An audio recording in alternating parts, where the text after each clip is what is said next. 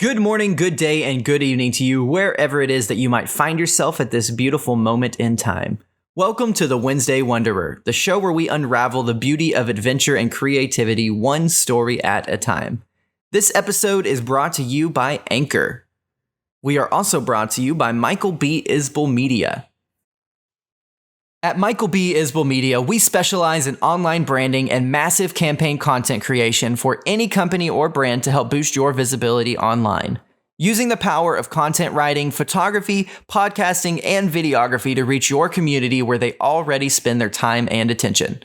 As well as our direct branding and consultation services, we have helped thousands of brands across North America become more efficient and save time and understanding on their creative process by making easy to read and understand digital tools that will walk you through the steps to building out your brand in a massive way off the work you're likely already doing.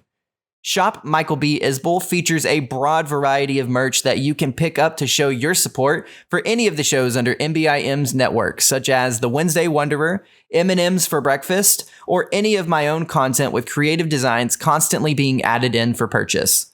Be sure to use the coupon code TWWSupport on shopmichaelbisbell.com to receive 20% off your entire purchase, whether that be digital or physical products.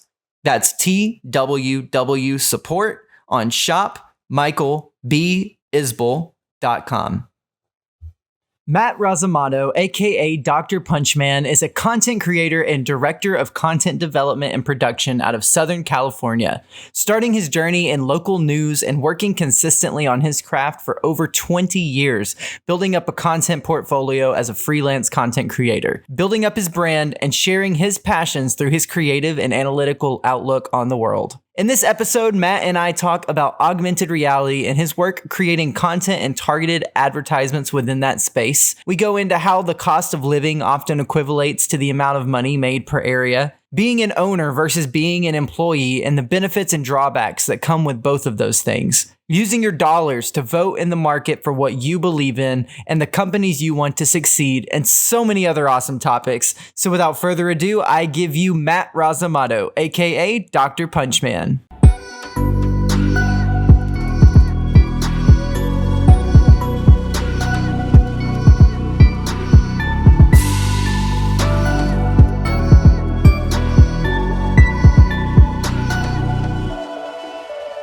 And we are good to go. What is up, Matt Rasamoto, aka DRPUNCHMAN? That's right. I'm just happy to be here. Happy to be anywhere at this time in the morning. It's so early. Bro, honestly, like we were talking about this on the walk up here, it's like super invigorating to actually wake up and be like alive at this time of the day. Like usually I'm brain dead right now. You know, I'm awake, but I'm just working like on the laptop, like just doing social media agency work, you know? Right. So it's cool to be awake and actually like thinking and away, you know, out there. For those of you who are catching this not live, but you catch this up later, it's 5 a.m. currently.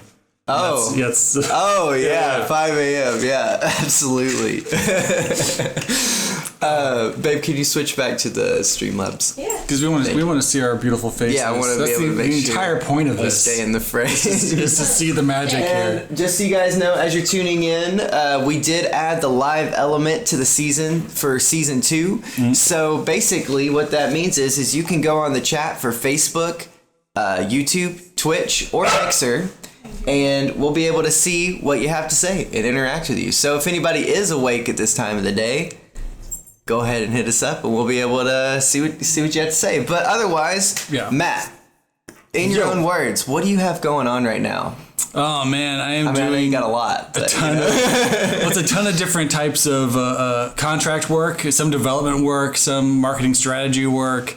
I've got some AR projects in the loop. Should be finding out about one of them today, and then another one of them on Friday. Mm-hmm. Geolocation, augmented reality, some crazy stuff. Oh, something's going on. Hey. Let's turn that off right now.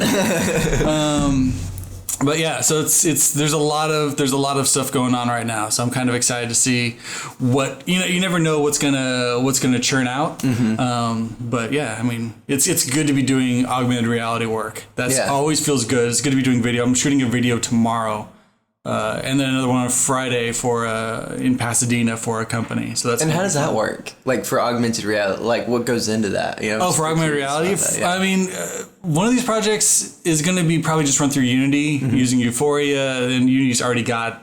I mean, Unity's got everything. So are they just like animate something and put it out there? Right. Well, we'll animate. One of them is video attachments. So you'll go and you'll look at something and then the video will pop up, kind of like what Blipper does. If you're familiar with Blipper or Blip AR, maybe. A company from London. There's a branch in Venice. I don't know if I know what that is. All right, so Blipper does technology.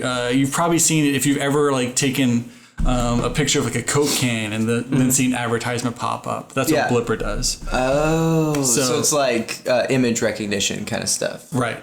Oh, dude, that's cool. Yeah, so that's like next level. That's some AI stuff. Right. It's diving into AI. Yeah, they say Blipper, a few years ago, they said Blipper would be as smart as an average 18-year-old, where it could recognize not only this is a street, but this is what street this is, and this is where these houses are. And really? At that point, you should be able to drill down and be like, oh, what are the marketing?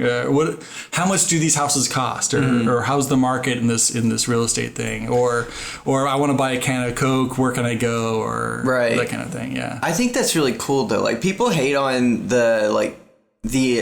I'm going to use the word that a lot of people use, the invasive nature of advertising in the online marketing industry. But honestly, I think it's good because do you remember the days whenever you were younger and you used to get those weird ads that were like had nothing to do with anything that you were interested in or like anything to do with you whatsoever, and then you had to like spend all this time closing out of ads that had nothing to do or no relevance to you. They were just random ads that popped up all the time. Well, I used to make a lot of those ads. But I mean, targeted marketing is so great, and then you think about like where we've come with our complete disillusion with privacy. I mean, Samsung used to have a TV that would log you into your social account, or you say social, but your OOT accounts like Netflix and Hulu and stuff, just by recognizing facial recognition. Oh wow!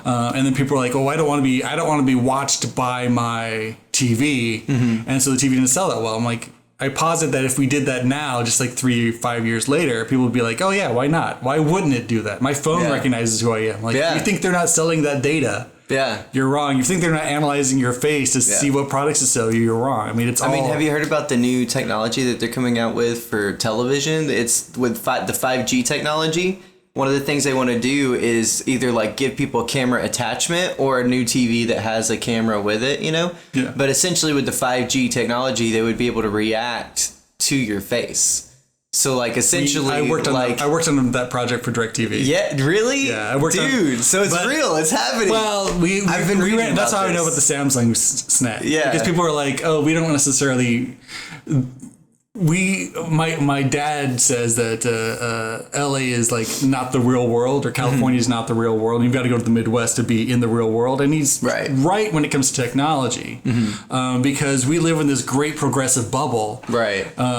That's still like 5 years behind the real world, but we live in this great progressive bubble, and we're like, oh yeah, cameras on everything or whatever, and we'll track data and we'll get big data and we'll use that to influence whatever. But in the Midwest, they're still just like, oh, that's a cool iPhone. They're still using tube television. They don't care. Yeah, and that's a good point. That's a good point. Yeah. The Midwest. Right. Dude, I want to talk about this Arkansas thing. Yeah. Bro. Like, okay, so I was born in Arkansas, moved to Georgia, lived there for a while, like for a good while, a couple of years, and then I moved back to Arkansas for 2 years of high school.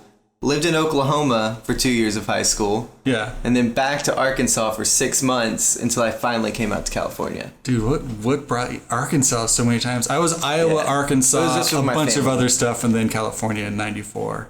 So I moved to Arkansas in 1980. Interesting. From Iowa. Yeah. A year after I was born, 1995. Right. That's awesome. So I'm Fayetteville area. Northwest. That's the same place. Yeah, Bentonville, Bella Vista. Freaking literally, that is. Did you go to Bentonville High School? Because that'd be too creepy. No, I go went Tigers. Go Tigers, by the way. Mary Alita, I think, might have gone to Bentonville or something like that. Rogers, Rogers. The good school. Yeah. Although it's a poor school. I went to what was the name of that school? It was in Jonesboro, Valley View. Oh yeah. That was the name of the school. I was in Fayetteville though because I was going to go to college there. Right. Had a full ride, and I was going to go there. I lived in Sterling, Frisco, like those apartments right there on the downtown area. Yeah. And it was really cool, but then I had an opportunity to come out to California, and I was like, all right, cool, packing my stuff up, and see you later. I was going to seminary in Joplin.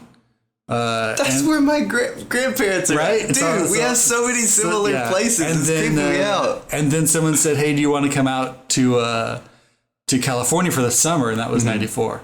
Oh, gotcha. It's been a long summer. Yeah. I mean, once you come out here, you just don't want to leave. Like, I took my first trip in 7th grade, and as soon as I stepped out into the beach, I was like, this is home.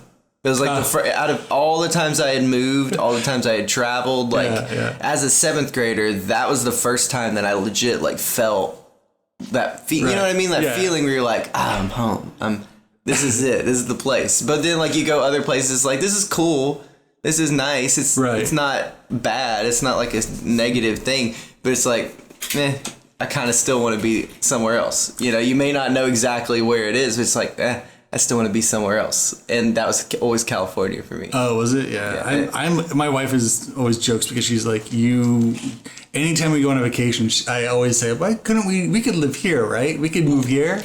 Just because I don't like the heat. I don't like the sun. I want it to be cloudy and rainy with like a 30% chance of snow at any point in time. I want to be wet and cold. Really? So you should go to like, for me. What, San Francisco? Go to like the Bay Area? All the work's here, man. So it's yeah. I mean, San Francisco, you've got to hustle. It's such a small town. Oh yeah. It's all that hustle. I mean, LA.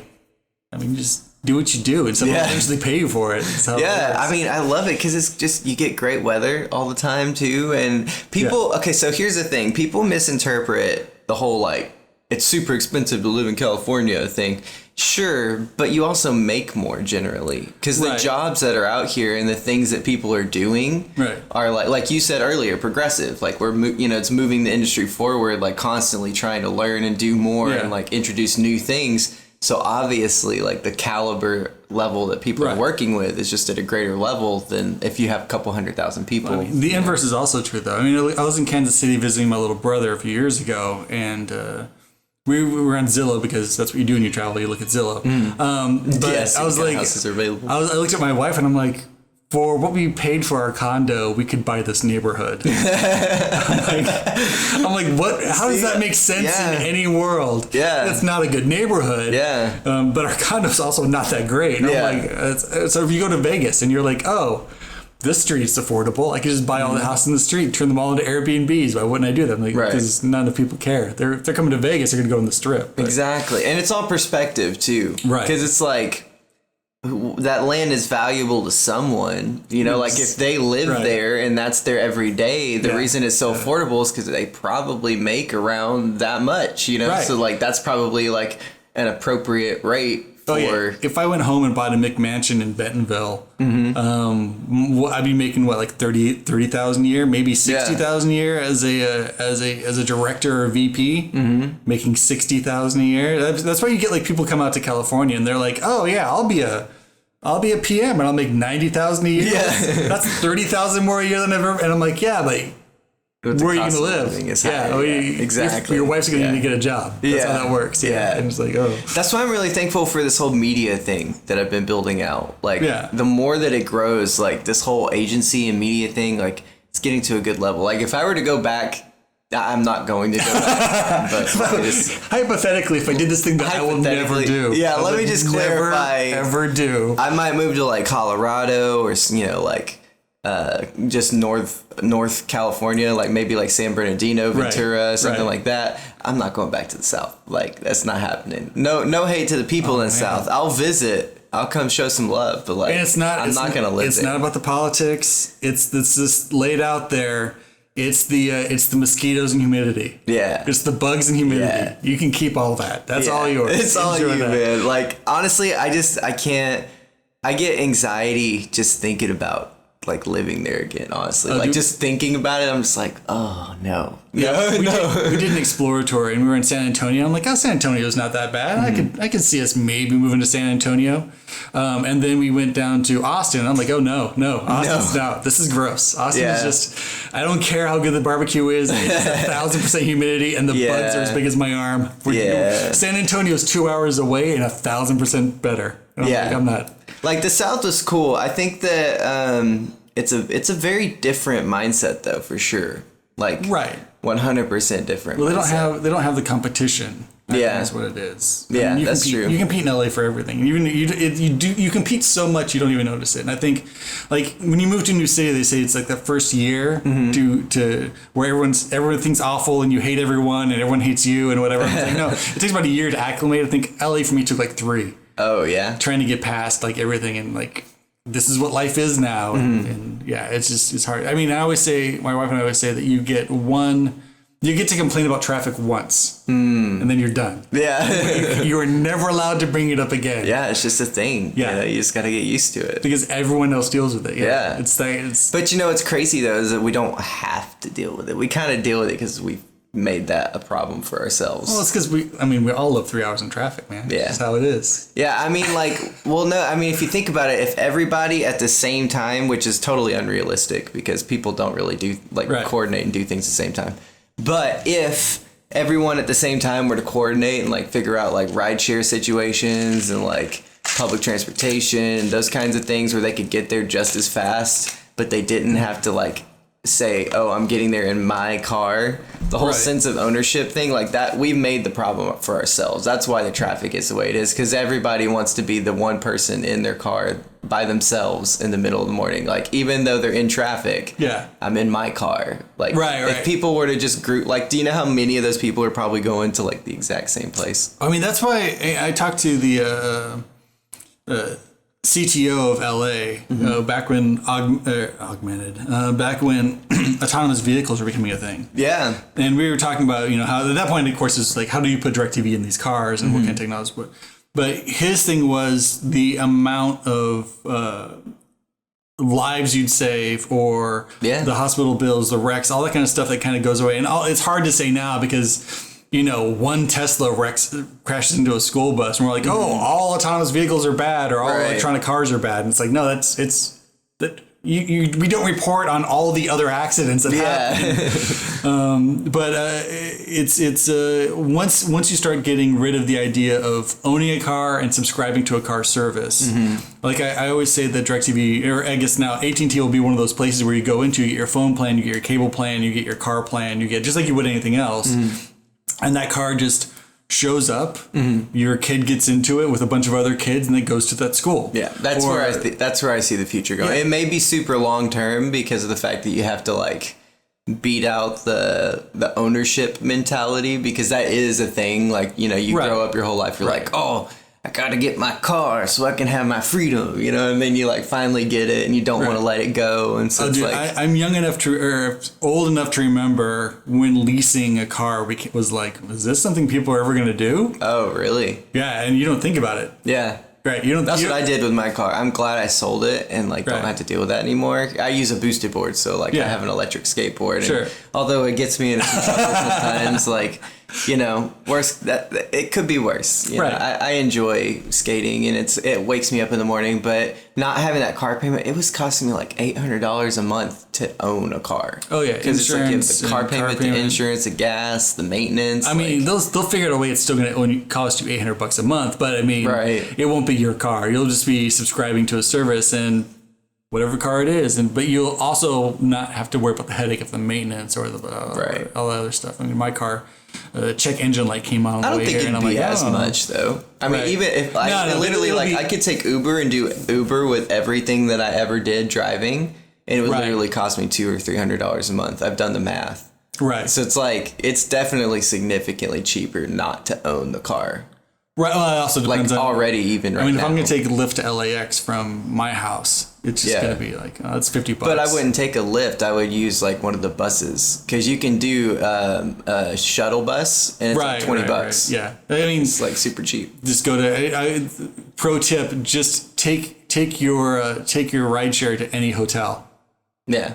And pretend like you stayed at the hotel. They do not care. Yeah. Those shuttles are going anyway. They're going to drop somebody off. Yeah. But the cheapest way, like the cheapest public transport for that long of a distance to get like to LAX is I just use the shuttle buses. You just look up LAX shuttle bus. Right. It's like a van. They come and they pick you up. I was just using a case in point. But yeah, I mean, if I wanted to go see my wife downtown, I'm like, okay, well, it's going to be 2 hours on the train, or am I going to do am I going to do a bus to train thing? Yeah. Or am I going to I'll just drive that. It'll be 30 minutes and I'll just drive it. I feel that. I mean, I used to live in Brea, and I worked I was doing video games up in Burbank, and that was a 3-hour bus ride. Each way, and on the way back, it would stop. And I had a 6th and Spring, back in 2000 was not the nice, happy area it is now. It was a very sketchy area. I saw some stuff around midnight, switching buses that I did not need to see. But that's not fun. Yeah, it's life. Yeah. I mean, rideshare stuff. Take care of. I mean, subscription cars, rideshare, autonomous vehicles. If they made it fully autonomous, like I don't think people realize that. Okay, yeah, you don't have your car, but if all cars were autonomous, there would be no traffic ever. Because literally they're robots, they're computers, so they can make it so that they're constantly moving and can literally be like a grid in traffic. Like they don't have to stop at the red lights because they can literally like miss each other. You know, there's some great studies on like traffic and zippering and how one person doesn't zipper correctly, and the amount of traffic that builds up all the way back. And we know that California, not every driver is a perfect driver, but the more perfect drivers you have, the better. I always say that the problem with the autonomous vehicle is the one guy who doesn't have an autonomous vehicle. Oh yeah, they would have to mandate it. Like they would have to say like every car that exists has to be. By the time that happens, I won't have teeth. But that's what I'm saying. Like it's a like long time future, but that's where I see the future eventually going. Is just like them realizing, crap, all of these people keep dying in car wrecks. We should probably just mandate it and make it all autonomous. Right. Because if they do that, like that they can't wreck. It's like they're not gonna make an error. Like like you know what I mean? Your insurance premium will go down because do you know how many people die in car wrecks? Like, do you know how many drunk drivers there are that think that they're cool and can like get behind the wheel, or people that like smoke a bowl and like get super high because they don't smoke ever, and then they go jump in the car and they're like, it's like 4 people. Dude, there's so many freaking people. Like people on their phones. Oh my god, dude, I've almost been hit by so many people just because they're on their phones. Like you walk through a crosswalk and people are on their phone and they think that they're good to go and they just drive. Don't even pay attention to people walking with like a clear crosswalk sign. Right. Well, I mean, where I am, there's people just walking to the street. Right. Oh yeah. They don't care. You're like more downtown. San Pedro. Oh, okay. Yeah. Yeah. It's west of Long Beach. They just don't. Yeah. Yeah. Yeah. Talking bad about San Pedro. She wants to be involved. She loves it. Look at she's like. That's hilarious. I'm not doing that. She's like, I've been trying to say hello this whole time. That's hilarious. So San Pedro, that makes sense. Yeah, because up north in the LA area, it's more like city based, I guess. Like here, it's city. Like it's still like got that city urban vibe to it, but it's more spread out. So there's still like.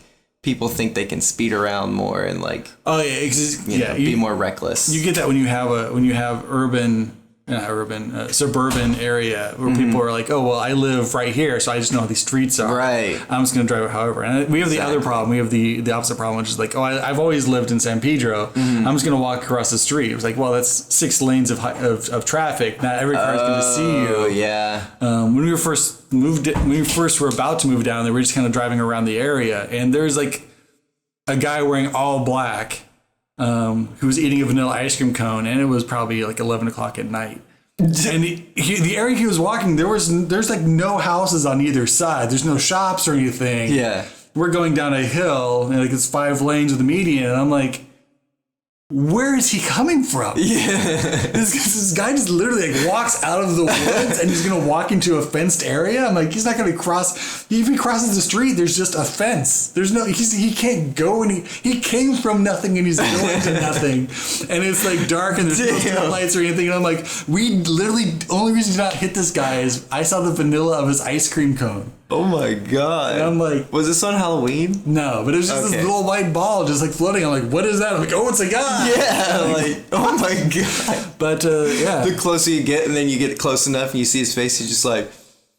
Oh no, the guy was just going, looking straight. I'm gonna walk into that fence. Yeah. Oh my gosh! So you have like the complete opposite problem. Like people just walking carelessly. Like I'm talking about like following the rules. Like I get into the crossing lane. Like I do the thing. Like it says to walk. I wait a second so that I make sure nobody's gonna be reckless, and then I walk. And I still have people that will like come to a rolling stop. The other day, this lady in a truck came to a rolling stop. Literally like bumped into me with her truck. Yeah. I'm like.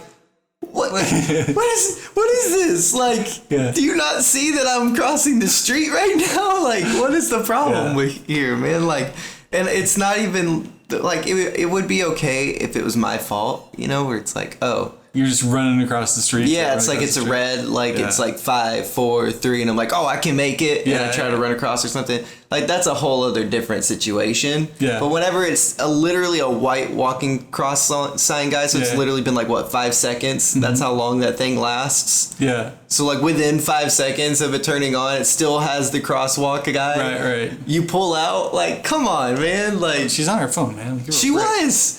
She had her headphones in, and she pulls her headphone out and is on her phone and is like, look. She goes. Yeah. And then just drives away. Yeah, I do not understand the headphones while driving thing. It pisses me off. I don't.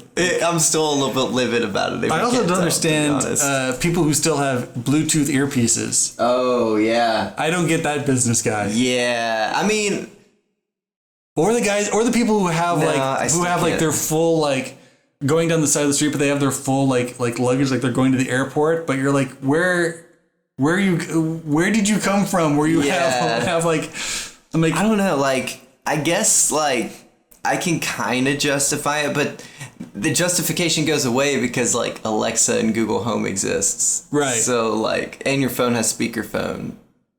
Yeah, everything is a speakerphone. I mean, maybe if you needed it to be like a private conversation and you needed to use your hands, but like, I don't know. I can't. I guess, yeah, I mean, some business people, I guess I could justify that. Yeah, like if you're like having a private business call or whatever, but you need to be using your hands to like do your work at the same time or something, I guess that makes sense, like for a Bluetooth. But other than that, like, I feel like you should just use like a speaker. Always. I mean, why would you not? You know what I mean? Like, unless you have some weird private conversation, but like at that point, like pick up the phone. Well, I mean, everything's both talking to you and listening to you at the same time. Exactly. Yeah. Well, I mean, okay, so that's actually a good point. So that's why I think Bluetooth is kind of dumb, the whole Bluetooth earpiece, because people don't understand how hackable that is? Like you think that you're having a secure conversation on your Bluetooth, but like, that's honestly, who wants to hack that? Yeah, but do you know how easy it is? Like, if anybody was trying to listen to your conversation, all they have to do is connect your Bluetooth to, like, a speaker. We have a president who uses a Galaxy S3.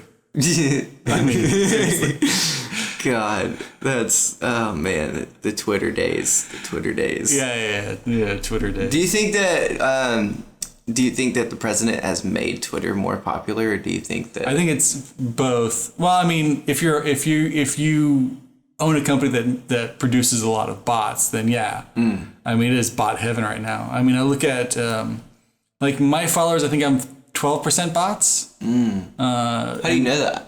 Oh, you actually can check. There's websites where you can check how many bots follow you. Yeah. Interesting. I have a celebrity I manage his Twitter account, and he's 27% bots. Interesting. Over 130,000 followers. 27% are bots, and you're like, damn, really? It's like, why would they care? Yeah. I don't get that. It's like I get bots if you're selling something, right?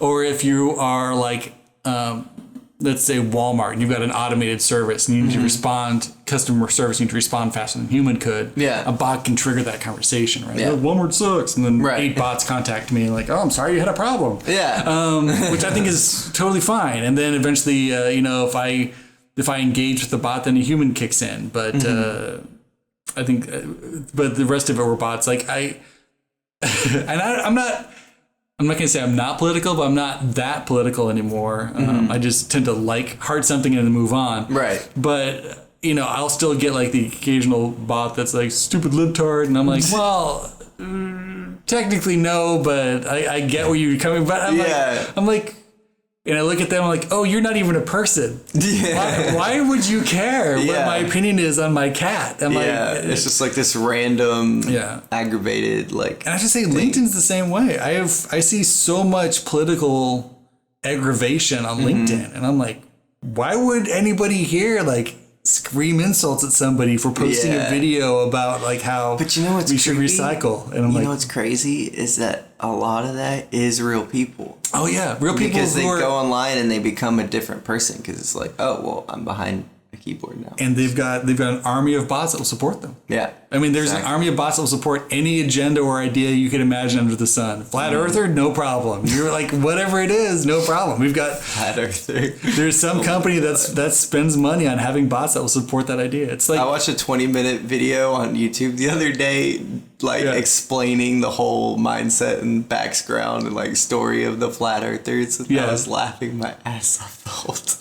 By the end of it, I was like, what did I just watch? Yeah. Like, what is this? Like, do you realize you can send a drone up to the crest of space and actually see the GoPro and a balloon, dude. That's what I'm saying. You don't like, even need a drone. Yeah, GoPro and a balloon. Like, you can literally see the Earth is round. Well, I mean, if you look at the camera and the way the lens takes in light, I mean, for every nut job pseudoscience, there's 1,000 people who will agree with it or yes and it one more step up.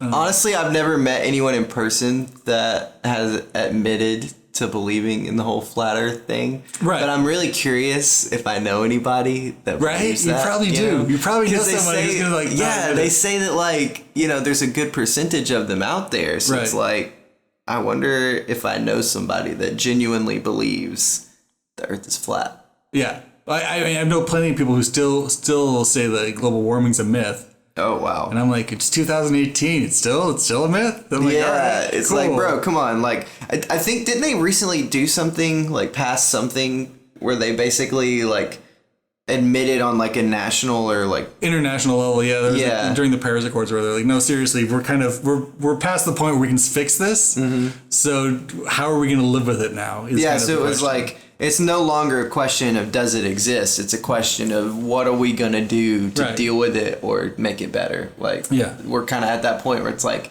you don't have the luxury of saying it's not true anymore. Like, we now are dealing with the repercussions. And companies there's no corporate interest in solving that problem. Mm-hmm. Because I guarantee you there are zero CEOs who can look past the 5-month benchmark. Yeah. When you get to large companies, Jeff Bezos isn't looking past this next quarter of earnings. He doesn't care. Yeah. But to an extent, like, that makes sense. That's their job. That's their job. Their job is to make sure the investors are going to see a positive return. Yeah, and they have to live in the moment too, because like if they try to extend themselves too far out, then like they can't get things done now. But when you think of how things affect the globe and like affect the planet, well, like it falls on the marketplace to adjust then and say, okay, well, you're not making progress in these things I want you to make progress in, so I'm not going to buy your products. But the average boycott at most lasts 8 days. Yeah, because people want the stuff. Well, they also can't. We also can't retain information past 8 days. Yeah, you just can't. As a culture, Something else happens. That's why you've got to stay in the zeitgeist or stay in the headlines. And once you're in the headlines past 8 days, people are like, "Oh, that's still going on." Yeah, Flint still doesn't have clean water. Who cares? Crimea River. I'm like, no, it's important because that could be your town. Yeah, because you haven't been angry enough to make a systematic changes in the law or prosecute the people who are at fault. And so what you basically have said is, it's cool if you do this because we'll all forgive you. Yeah. And so it's the next town could be your town. Because, and then it happens to you, and then you're like outraged and saying, "Oh, I need someone to help me. Like, why is this not getting taken care of? Why are we not progressing with this issue?" Right. Like, and then they're like, "Well, I mean." They came for all the lawyers, and I just said, "Thank God I'm not a lawyer." They came for all. Yeah, it's that kind of mentality. It's like no, eventually they'll get you. Yeah, it's not a question. And also, I guess I like a lot of pessimistic humor, so maybe that's also a problem. But I listen to a lot of Eddie Pepitone, especially on the way over here. I'm like, I'm gonna drive. Listen to some Patton Oswalt, some Eddie Pepitone. Yeah, I'm like, this is all very corrosive humor. It's funny. It's funny, hilarious. But, Okay, what do you think of this whole like wave of Netflix comedy? Because it's down. Awful. What? You don't like it? It's just I see the comedians who are getting this stuff, and they're marketable comedians, right? Like you watch it and you're like, oh, this person's going to be on a sitcom, and I feel like they're using these stand-up specials to kind of gauge who's going to be on the next sitcom kind of thing. It's like, who can we pluck from this? But I don't say like, and I shouldn't say I have friends who are on those, so I shouldn't say anything. But I'm just not a big fan. I don't think it really gives the comedians like the best spotlight. So you don't think it's as authentic as it should be? It's because to me, I thought that they were just doing a show and it just got filmed. Like they just taped one of their shows and then like made it a Netflix special. Well, I mean, getting 30 minutes or 50 minutes or an hour and a half of what you call A-list material, that can be like a 2-year process, and that's a lot of grunt work. So the idea that there's that many comedians out there with A-list material, I'm like, no, that the numbers don't add up there, especially comedians you've never heard of. Because, like, I don't know, I was looking at it from an optimistic point of view, whereas it's like, oh man, this is awesome. Like, all these comedians are coming up and like making comedy cool right now. Like, that's comedy so dope, is cool. Is so like comedy used to be lame AF. Like, people made fun of you if you ever even like said or mentioned that you were a comedian, and now it's like, whoa, you do comedy? That's so dope. Like, I have a friend of mine that just like, he's doing comedy like full time, I think, right now, that I used to work with at the agency. And it's like so awesome. We just started doing stand-up comedy like a year ago, and now he's like out there just killing it, making it happen, like doing his thing. It's there's like so many. I will say there are so many good comedians right now, but that also means there are so many really bad comedians right now. Yeah, that's true. But I mean, we've been fortunate with the Pep Talks podcast, which is the podcast I produce. We've been super fortunate to have really good guests. But I mean, there's also this huge backlog of really funny writers and comedic writers that's out right now, and it does feel like we're in kind of a golden age of comedy. I do remember a few years ago working with an early MCN, trying to get an animated comedy show going, and that would be cool. One of the producers told us straight up, he's like, "Well, nobody listens to comedy anymore. Comedy's dead." And we're like, "No, comedy's huge, and it's just getting bigger." That's a great idea for a Netflix special. So imagine this. It starts out like a normal Netflix special, but animated, right? So it's like the animated screen thing comes out, got the dude, walks out, he steps up to the mic or whatever, and it's all animated. He's like talking to the people for a second, and then he starts into his first story, and it's like, it spins, and then it turns into the actual story. Dude, that would be lit. I would watch that. So, like, yes, I would 100% stamp of approval, put that on Netflix. There have been a lot of those that have just been like bad flash animation kind of stuff. But I mean, technology for video production is so rich right now. I mean, we're in a studio. If you were going to do the same kind of setup, let's say 10 years ago, how many millions of dollars would it cost to live broadcast something? Right? No, I used to do that for my music. So I'm not like me physically doing that, but like I did the music, and then I saw like they were live streaming and had the video cameras, and it was a lot because they had to have like they would always have to have Macs because they were the only ones at the time that could like run it fast enough and like keep it going for sure without it like dropping stream and stuff like that. So those are like $1,000 computers right there.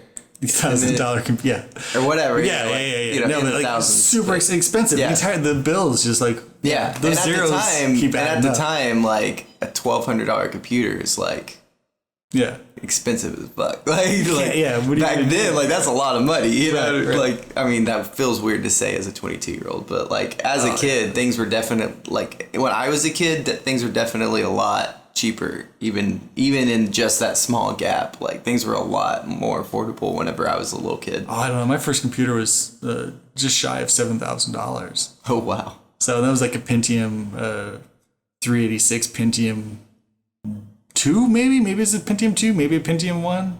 Dang. Yeah, and I was like, oh, I've got the best computer of anyone I know. Like, I've got better computers than the school system does. And I'm like, yeah, and I still can't do anything with it. Yeah. I mean, all the stuff I want to do, like, oh, I'm gonna do a cartoon, I'm gonna animate, I'm gonna do all this stuff. It's like, no, the computer's like, no. And then the cameras, because like they couldn't back then, like DSLRs weren't good enough to just like hook your DSLR up into like your computer. There weren't DSLRs. I mean, yeah, it's like you couldn't just take the cord and plug it into your computer USB and be like, boom, we're good to go. Like, let's do this. Yeah. You had to like have these connector boxes and actual cameras, like video cameras. And like those are thousands, if not like, tens of thousands of dollars sometimes. Like RED cameras, like if you wanted to get like the best quality back then, like even now. RED cameras. I love the disconnect in years here. Because to you, you're like RED camera, and I'm like, if you had something with a VHS tape that you could plug in. Oh, yeah. I mean, when I started doing video, when I first sold my first web series, lots of family videos on VHS tapes. The biggest format you could show video was 320 by 240. I mean, that was. I remember when YouTube started. Yeah, and it was like 480, and like I remember 720 being a big deal. Yeah. And like. Freaking when 1080 came out, and it's like, whoa, this is awesome! Like it's so crystal clear. And then we got 4K, and it's like, what? This is like better than my eyes. What is this? Yeah. I mean, you get such technology keeps getting better. It's just the way it is. I mean, I was talking to somebody about video production. I'm like, Netflix is able to come out and do so many shows. Now we've got MCNs, we've got like Tastemade, we've got all these other little networks that can just sprout up because your phone for most stuff, you've got a light set up and you're not moving your last shots, your phone's does 4K. If you don't have to focus, good to go. I mean, as soon as you need to focus or do some actual shots or do some like pullbacks and that kind of stuff, then it's like, oh yeah, you're gonna need a DSLR, which is still like, I mean, a high-end DSLR is gonna be like $4,000. Yeah, maybe $6,000 if you're gonna go Canon and some decent glass. I mean, honestly, another $6,000. You could do like $2,000 because if you do the Sony A7 III. It's one of the best ones out right now. The best, it's a mirrorless DSLR, and it is freaking amazing. That's the camera I'm planning on getting, and you can get like a whole kit for like $2,500. Oh yeah, get like a nice, right? A nice A7. That's awesome. But I was thinking about trading that in for another Sony, the CyberShot. Oh, I'm like, it's super small. Yeah.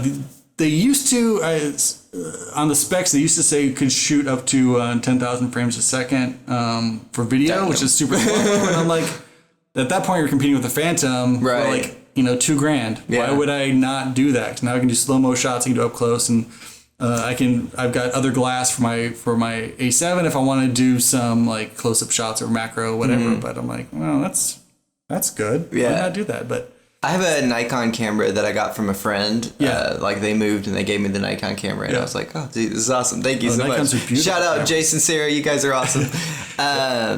But it's really dope, but it's like a little older, so it doesn't even do like 4K or anything like that. But I definitely do want to get a new camera soon, like especially so I could do like multi-camera setups and stuff, and also so that I can record for longer than like 30 minutes. Right. Well, you have that cut off the DSLRs. Yeah. Which is a weird legal thing. I think I'm going to get some camcorders on Amazon because I found like they're like $200 or $300. Yeah. You can get like pretty nice like Amazon preferred like 4K cameras or whatever like that. And I mean, those are digital cameras. I can put an SD card in it and we can sit here and talk for however long and have multiple cameras recording, Well, if you have something with a pass through, you can just get like an Atmos, like a Ninja or a Shogun or something, and that will... And basically your camera just works as a lens and passes through, and that records at 4K. I mean, it doesn't care. That's pretty cool. I'm like, it's beautiful technology, but again, it's also affordable now. Yeah. It's also affordable. I mean, when I started out, if you wanted to do any of this kind of stuff, like I was shooting video for Yamaha. It was like, oh my God. I remember the studio, on your website, the commercials. Yeah, you've got to build a studio, and you've got to do, I'm like, oh, yeah. So I built a studio, and then they're like, the guy who was paying for it, he didn't like the color of green screen green. Mm-hmm. It was too abrasive for his eyes. I'm like, no, it's that color for a reason. Yeah. We're using that color. So he's like, oh, we'll just do a soft mint. And I'm like, no, you just painted the walls white. That's not the same. What we need here for this is very particular. It's like we kind of need you've that. You've got the money, color. So okay. Yeah, it's like we need that color to be able to change it into something else. It just means more work on my end, but yeah. Yeah, it's like you're making this hard on me, bro. Like don't do that. So I want to dive into some more of the stuff that you've done, because you've done so much stuff, bro. I've done everything. So much stuff. I've done everything. So 20 plus years as a creative director, developer, and marketing strategist. Yeah. You've directed and producing since 1992. Yeah, started up in local news. Local news, really? Yeah. What news channel? Like in Arkansas, it was like a UHF channel. Oh, okay. It was literally like local, like as local news could go. Yeah, that's awesome. That's really cool. Something. Yeah. I mean, you gotta start somewhere, though. Well, that's cool that you started there and then like. Well, I came to California. I'm like, there's no way I'm gonna be able to get into doing television, because everybody here is born in television. Yeah. I didn't even know that you could go to film school. I didn't even know that that was a thing people could have done. Yeah. I was like, I would have just done film school. So yeah, I did the local news thing, and I came out here. Then I was just like, well, I'm just going to do whatever. And I was interested in doing the internet stuff. And so I got my job at Carl's Jr. And they're like, oh, you've got experience doing video and creative stuff and design, and you've got a bit of a technology background. So then that's where I started as director of internet technologies for them for 2 or 3 years. Oh, wow. I'm like, that's my first job in California. I'm like, well, I'm done. Yeah. I'm not moving back anywhere. They call it golden handcuffs. But I'm like, yeah, this is great. You're like, dude, I got it. Yeah. Man. This is the life. This is the way to do it. So what, obviously I know what directing is. I think most people probably understand what the concept of directing is. But what would you say is, how would you define being a producer? Like, what really goes into being a producer? There are a lot of different ways to look into that. It's kind of advanced babysitting, if I'm not being mean. But because with producing, you gather together the talent, right? Like, this guy's going to be talented at this, and this girl's going to be talented at this, and we put them all together, and we're going to make this beautiful thing. And it's making sure that everyone can work together, that there aren't, and it's you're solving problems. Hopefully, you can get ahead of the problems before everything's done. Make sure the money's secure. Make sure that the vision isn't going to be compromised, because all of a sudden you're going to have people above you coming back in and being like, oh, we're the client technically, so we want these things to happen. You've got to be able to head that off, or negotiate that with like the director, whoever's going to be underneath of it, so that the total vision doesn't get completely skewed. And if you're fortunate, like I was extremely fortunate with DirecTV and AT&T, that I could name my vision. And I could just say, I'm going to do this, and it's going to be amazing, and there weren't any questions, and I would just do it, and then it was amazing, and we could go on to the next thing. But a lot of times you go in and you've got your vision that you want to do, or the director comes to you and they've got a vision, and you're trying to get all the steps together. Usually the person who's investing in it, the executive producer, or who I call the client, is usually looking at it going, okay, well, I need these 5 things, or I need, put this person in it, or help me out with this, or let's stop production because this isn't what I want it to be. And I'm like, well, it will be. It exactly fits your use case. Trust me, when we get to a point where I can show you something, you'll get it. But right now we're in pre-production, and maybe it's a little foggy, and I get that. Yeah. So it's a lot of shepherding, and then making sure things run as smoothly as you can get them to run. That's really cool. And that's do you do that with directing? Like, do you do both at the same time on a project, or do you usually try to do one or the other? A lot of my projects are super small. I've got a DP I work with that I absolutely adore, and if she wants to direct, I just kind of let her run carte blanche. But sometimes there have been commercials where I kind of felt like I was the person who only really grokked the vision, and then I'll step in and direct. Gotcha. Not really my favorite thing. I'd rather kind of be back a little bit. I mean, I've directed Taylor Negron, Joanne Worley, people that were probably dead before you were born. But honestly, I think it's probably better to be able to step back as a producer and like have that like overview kind of a look on it, because then if you do have input, like you said, if you need to step in, you can, but to have someone else on the ground, like you can't really see it from the ground level, like as well as you can. Like if you take a step back and kind of look at it from an outside perspective and say, what could change here from like a different mindset, a different perspective. I think that's kind of cool. Well, it's also, you have to be able to trust. I mean, you can't be a producer and get in there and run. You can't run everything. Right. Like I don't mind helping set up lights, setting up the camera, making sure people are mic'd, checking batteries. I don't mind the minutia of it, but when it comes to action, you let the professionals be professional. Yeah. And that's true with, it doesn't matter what kind of thing you're producing. If I'm producing an app, it's the same thing. You let the professionals be professional. Yeah. And you trust that they're going to do highly quality skilled work, because that's how they got into the position where they are now anyway. Right. It's because highly skilled laborers. And if they're not, then that's fine too. And you find a ground that you can compromise on. Right. One of my favorite things was somebody who I had hired. She said that the most important thing I've told them, I think you've already covered this, was she said, what will happen if I don't think I can do this, and I don't think we're not going to make the deadline, or I can't do this, or whatever it was. And I'm like, well, if you fail, just fail spectacularly. Yeah. Because nobody cares if you just fail a little bit, but if you fail huge, it'll be amazing. Yeah. One way or another. But like you'll take note and you'll learn more the bigger you fail. I mean, I've had a lot of startups that I've worked at, a lot of horrible bosses who didn't know, were completely out of their depths, and I learned so much from them. Right.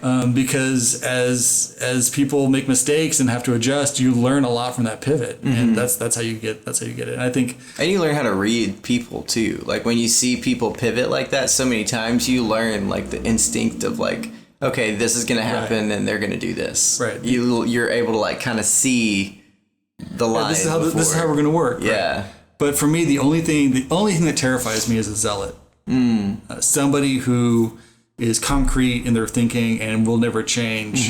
And I'm like, I can't work with somebody like that. I can't work with somebody. I always say I can't work with somebody. I can't hire someone without ambition. Yeah. I don't care what your school was. I don't care any of that stuff. I mean, you look at the resume. I could throw out 99% of that resume. Right. Most resumes are faked anyways. Well, I mean, it's irrelevant, because it's you're hiring someone. You're hiring for culture. Yeah. You want to make sure they're a good culture match. If it is a specific thing, like I need a database admin, make sure they can do that. But beyond that, it's culture, and that's it. Yeah. Because they're gonna have to come in and learn and adapt, and you've got that, because they got to learn your way. Days. Like it doesn't matter if they know how to do the thing. They got to know how to do the thing your way. That's the difference. And they can definitely be smarter or better or faster or work harder on that thing than everybody else on the team. But you need that 90 days to get them comfortable so they will do that thing. So I got a story for you that's kind of on the same vein. It's kind of like a joke / story, but it's not really that funny. The best kind of possible joke. Yeah, not quite that I don't funny. really think it's a pun. So I think it's just like a statement, kind of a story thing. So basically, I don't remember where I heard this, to be honest. I think it could have been like a business conference or something. So basically, a guy is looking to hire a new assistant, right? He puts out a new job application. 2 people show up, a guy and a girl. They're both equally qualified, have the same credentials, like everything is they're from the same town. Everything's the same about them, right? He asks both of them, what is the total height of this building, including like the flagpole, like that's on top of the building? Like what is the complete height of the building without, being able to specifically measure it? Yeah. And the guy goes 3,185 feet, because he had like studied this building and always wanted to work there and knew all the facts and like everything like was 100%. Right. The girl said, I don't know, let me go, I'll be right back. She goes outside, measures the like the shadow, and like from the shadow mathematically figures out how tall the building should be. And she comes back and she gives her number. She's like 3,200 feet or whatever like that. And the employer says that it was the 3,580 whatever Right, the whatever first guy said. whatever number I threw out there for the first guy. This isn't what's the word? Next time we do this, just be like, the building was 5 feet tall. He said it was 5 feet. It would have made it so much easier. Like, oh, it's 4.5 feet. I'm trying to remember it like exactly, but it's not working. But yeah, so basically the guy had guessed it perfectly, but he said, "You guessed it perfectly, but I'm giving the job to her." And he's like, "Why?" Like, the task was like to know the size of the building. Like, I knew it immediately. Like, I already knew the information. Yeah. He was like, "That's the point. Like, I want somebody that knows how to find information, not somebody that already thinks they know all the answers." Right. So, like, that is an important thing, like what you were talking about, being able to, like, search and find an answer and, like, have the ambition to, like, want to learn and to find those new ways of doing things so that you can grow yourself. Like, when you have that ambition, you can fit into really any situation because you can learn the things. Well, you need someone who has the drive to learn. Yeah. Right. I mean, when I was in Brea and I was going to Burbank for that video game thing, I didn't know anything about 3D software or whatever. And back then, Lightwave was the cool thing because what was it? Babylon 5 had come out or whatever. And I was like, okay, well, I got a book on Lightwave and I read that book every day on the commute. Those 3 hours were spent reading that book. Each way 6 hours a day. Oh, wow. But I read through that book and I knew the shortcuts. I knew everything. So I went from a very junior position to a very senior position in just a matter of a few months. Right. Because I knew the software better than anybody else. Exactly. Even the guy who had hired me, who was literally an instructor in that software, I was like, well, actually, in this version, these are the short. It probably wasn't good, but still, I knew that. And then once I'd kind of had gathered that, then they brought me in to kind of merge the programmatic team and the creative team together. And now I was working with these two teams, and that was great because now I got my cross-functional chops. And the company was a nightmare to work with. Video games are. God bless anyone who does video games because that is not easy. The hours are unforgiving. The pay is low. I can't imagine because basically they come up with a concept like a lot of video games are within like a small time frame, right? Like no? Well, I mean, like smaller than they need. Like it's like they have an idea and then they have the date that it has to come out. Well, it's Red like Dead, 10 years for Red Dead 2? That's true, yeah. I mean, some games like they get a long time. Daikatana but Rockstar's like already a big company. Like those companies like, like for example, like the Assassin's Creed franchise, like they pump out a new game every year.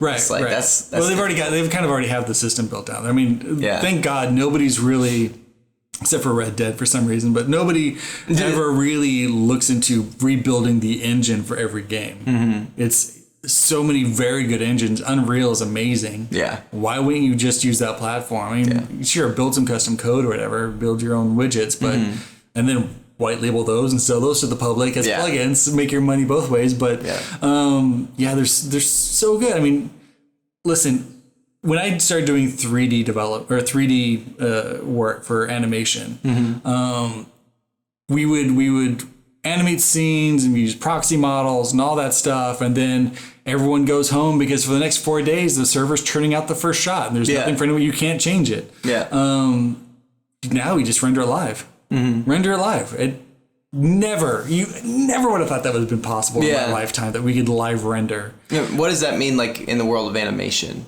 Control your character's animations using a joystick. Okay. Right? Or so like mocap live. So like you create a character and you can just like make him move around basically. Right, or move the camera around using a joystick. Or you're doing live, you can literally do live mocap. I wouldn't suggest it, but you can. And you can do live facial capture and stuff all while you're running through a Unity program or a Unity quote unquote renderer. You're basically just saving out the video of the game. Wow. You're just running the game. You're running a game engine, but you're doing live video, and it's like live animation. Like, that's a thing we can do now. So would you say that's kind of similar to the concept of like live streaming, like a video game, essentially? It's exactly like live streaming a video game. It's like you're saving it to a disk, and you'll probably you're going to have an editor probably edit out some parts, and you're going to do some color corrections and other stuff, but you technically could run and gun a live cartoon show.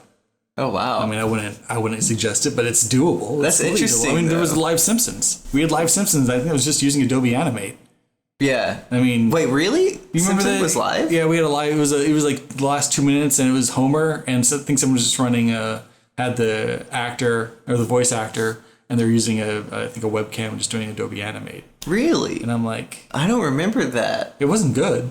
Oh, okay. But it was doable. Oh, okay. I was about to say, I was amazing. like, I don't remember ever seeing that. Or I wasn't a huge Simpsons guy. Like, I think they're funny, and like I've watched a couple of the episodes and everything. But I was super sheltered as a kid, so like I wasn't allowed to watch a certain big chunk of things. Yeah. So the things I did watch were just what I could get my hands on. So it was like superheroes were a big thing. Right. Like, you know, a couple classic shows that I used to watch, but Simpsons wasn't on the list. Right. No, I've known several families, and it's an Arkansas thing. I've known several families that would not allow their children to be exposed to Simpsons. Yeah. It was a lot of things. Like, at the time, like when I grew up super young, my dad was like super Pentecostal. And so it's like, even like Harry Potter, like I wasn't allowed to like, oh yeah, like even though I did, like I read the first book before I think like in kindergarten or something like that. Like I started reading like super young because my mom like helped me read and everything. And I remember waiting for every single book. Like the book came out, I would go to the library that day and be like, yo, I want to get this book. Let's go. I've been waiting all month for this. Let's do it. And I like a Christmas Day kind of a thing. Yeah. You know? Well, I mean, your dad and my dad are the target audience on why Walmart says that they need to do Midwest Walmart needs to develop content with a Midwest sensibility. And it's like, well, just say hyper Christian, super conservative, version of Netflix. I'm like, I'm so glad for Hulu and Netflix and Amazon because they're able to step away from those and explore new areas. Exactly. There was a great, and I blank on the name of it, but there's a great animated series about a Muslim superhero. Girl Muslim superhero. It was fantastically done. That's awesome. It was done with like a team of like 5 people. Wow. And I was like, this is we need more of this. We need more culture and I'm like, we can have that now because of the internet and because of these little MCNs or these OTT platforms. We can have this stuff. And I'm like, this is exciting, great content. Like cartoons like Hilda, which based off a graphic novel and probably my favorite show of the year. Yeah. And I'm like, all of this stuff is amazing. Give me all of the cartoons, even that horrible one with the Simpsons one on Netflix. Or the horrible macaroni fantasy one. Oh, that was hard to watch. Oh, yeah. But I made it all the way through because I'm like, but it's animated. We're going to watch it. It's going to be excited. Dude, I love Netflix. Although I'm getting a little aggravated at people like Disney with making this whole like Disney Netflix. So like now you have to pay for a whole new subscription if you want to get access to anything Disney. Sure. I mean, it was like, man, come on, dude. Like, just put your stuff on Netflix. Like, if you think your sports are not going to be their own app.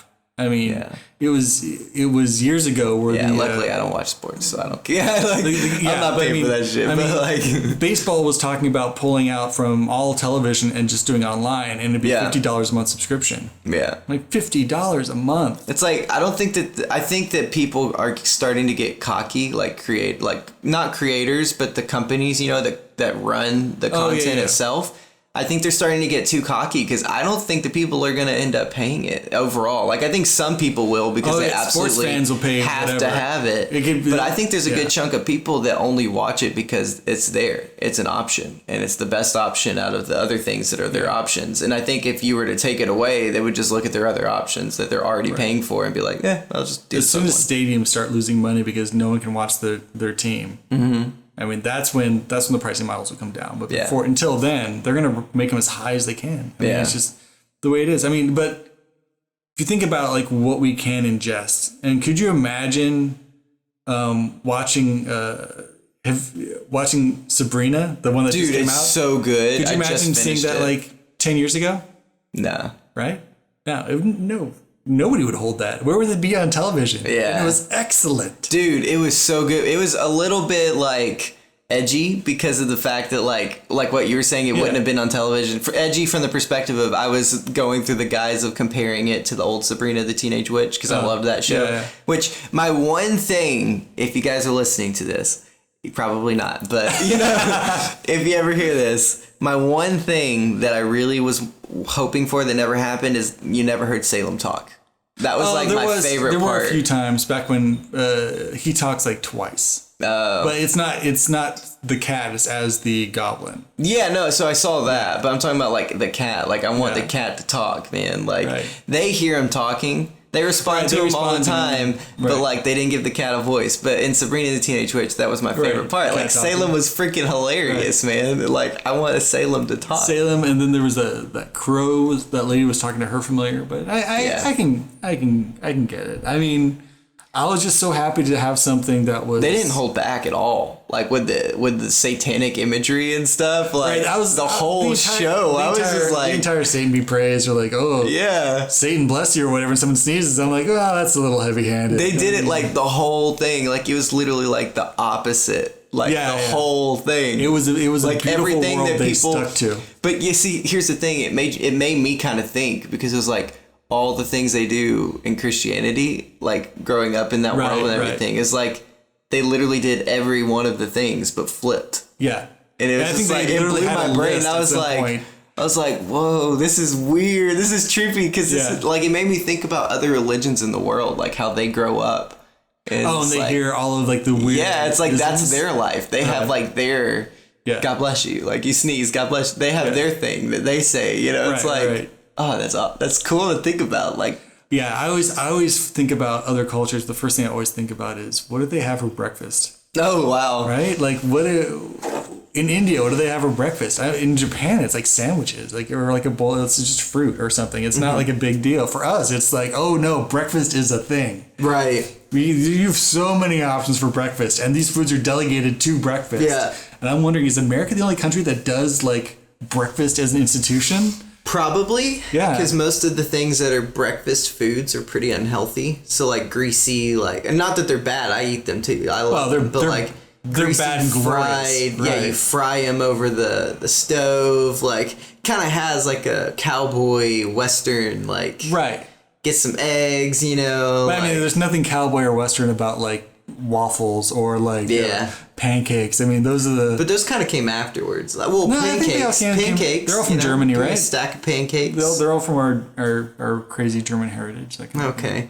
I don't know. I'm guessing. I'm looking to you for clarification. I don't know. I have no idea. I don't know where they came from. But like wherever they came from, they're delicious. I'll say that. Like I'm super stoked that they exist. But you know, that blows my mind that like living it, especially like when you think about living in America, like how open it is to where we basically have a little bit of everything. You know, it's like if it exists, we probably have access to it. We could probably just have it in our refrigerator right next to something that's completely diametrically opposed to it. Like you've got like sushi sitting next to like steak, sitting next to like you know, something else, whatever. I always say LA, you can name a culture and a type of food, and that's here somewhere. There's, you want Jamaican sushi, there's probably 5 places within 10 miles. And if there's not, you should probably start one, because you'll probably make a lot of money. You'll probably do fine. You'll do fine. Because it doesn't exist yet. Yeah, I mean, it's just think of something and then be like, oh, it's probably here, and just kind of Google it. Yeah. Just be like, oh, it's somewhere around here. We'll find one of those. Dude, I love food. What is your favorite, like, kind of food? Out of all your travels, out of all your life experience, what's your favorite, like, kind of food? I mean, I could eat every day. Food would be curry. Really? Yeah, just give me a curry. I mean, my number one's Japanese food. And I can do like Japanese curry, okonomiyaki, which I just butchered that horribly. Like their pancakes, and they're like so many other things they do that are just amazing. Yeah. Takoyaki, and just like so many great like food items. But then right after them is just Indian food. Man, I could. So like the spice, you like the... I just like, there's so much there. And I guess after Indian would be like Ethiopian. So maybe just that curry kind of spice kind of feel. You think that once you go spicy, you can't go back? Like once you have the flavor, you have all those different... Well, I think that's an age thing. I think at some point your stomach just tells you stop. Just like, stop doing this to me. Or like you get your... I've never tried curry. I don't think... Like I love spicy food though. Like I'm all about spicy food. Right. I mean, curry is there's so many different levels of it. I mean, it's just such a magical thing. And every culture basically has a curry kind of thing that they do.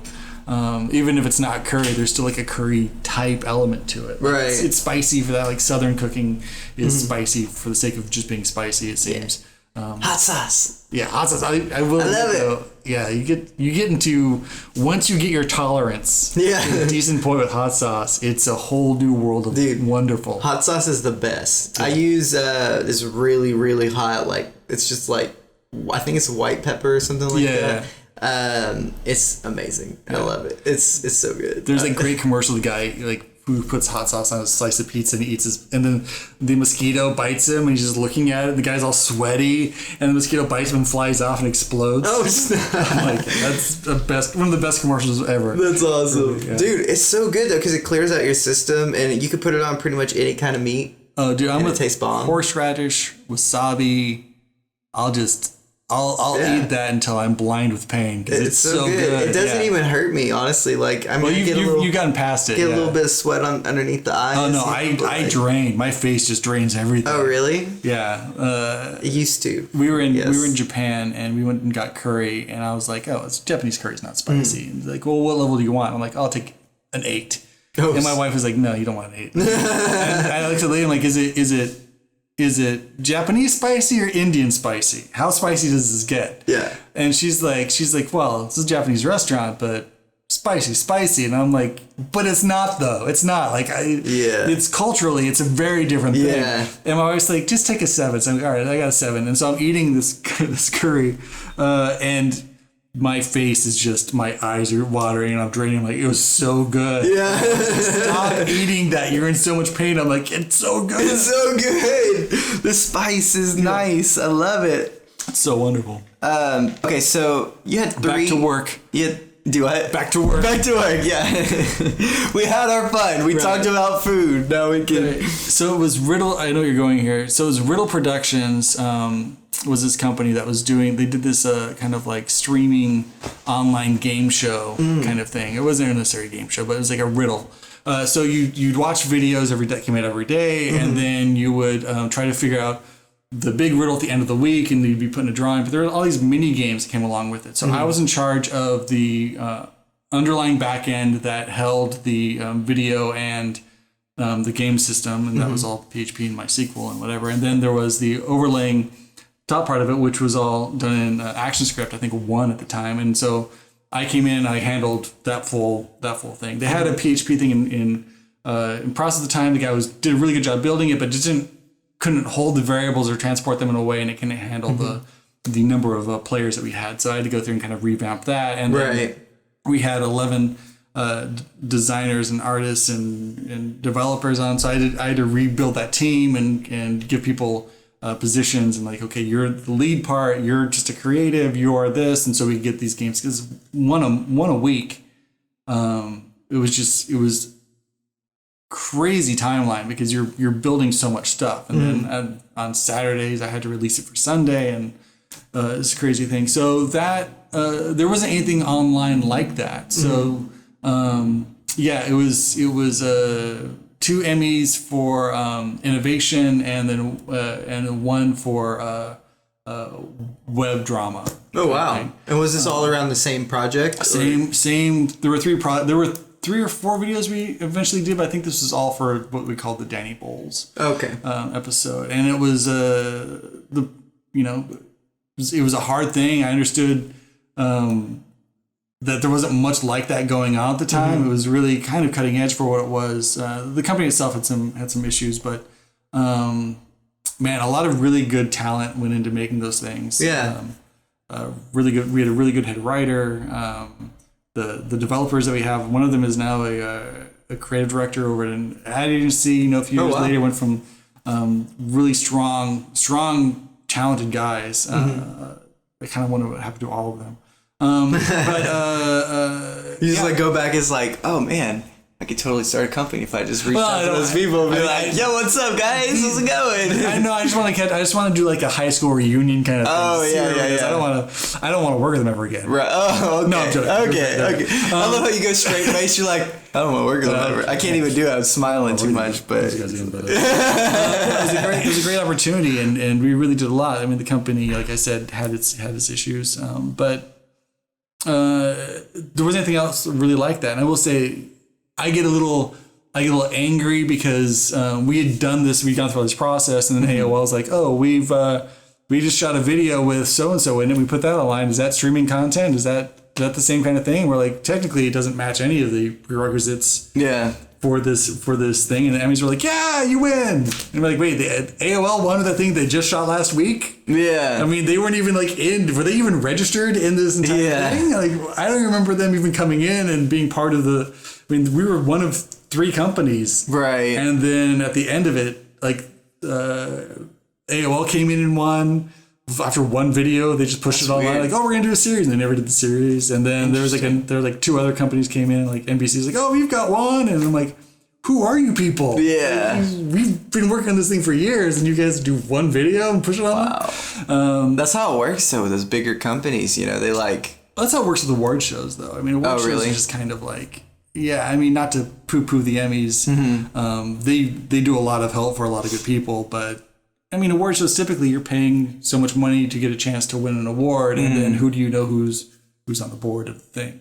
Oh, yeah. Maybe we should clip all this out. But yeah, it's one of those things where it's like you do your best work, you get it out there, and if nothing else, you'll get noticed for it. Right. Right. That makes sense. I mean, it is all about who you know, though. Like networking connections, like. Oh, everything in California is about who you know. Like life in general is about who you know. It doesn't matter like who you are, like what it is you're doing. Like everything is better based on who you know. Right. There's that one great Rick and Morty episode where they're playing the video game where Morty like lives and dies working in a carpet store, and then Rick takes the headset and he goes off the grid, he cuts up a social security card, and I'm like, yeah.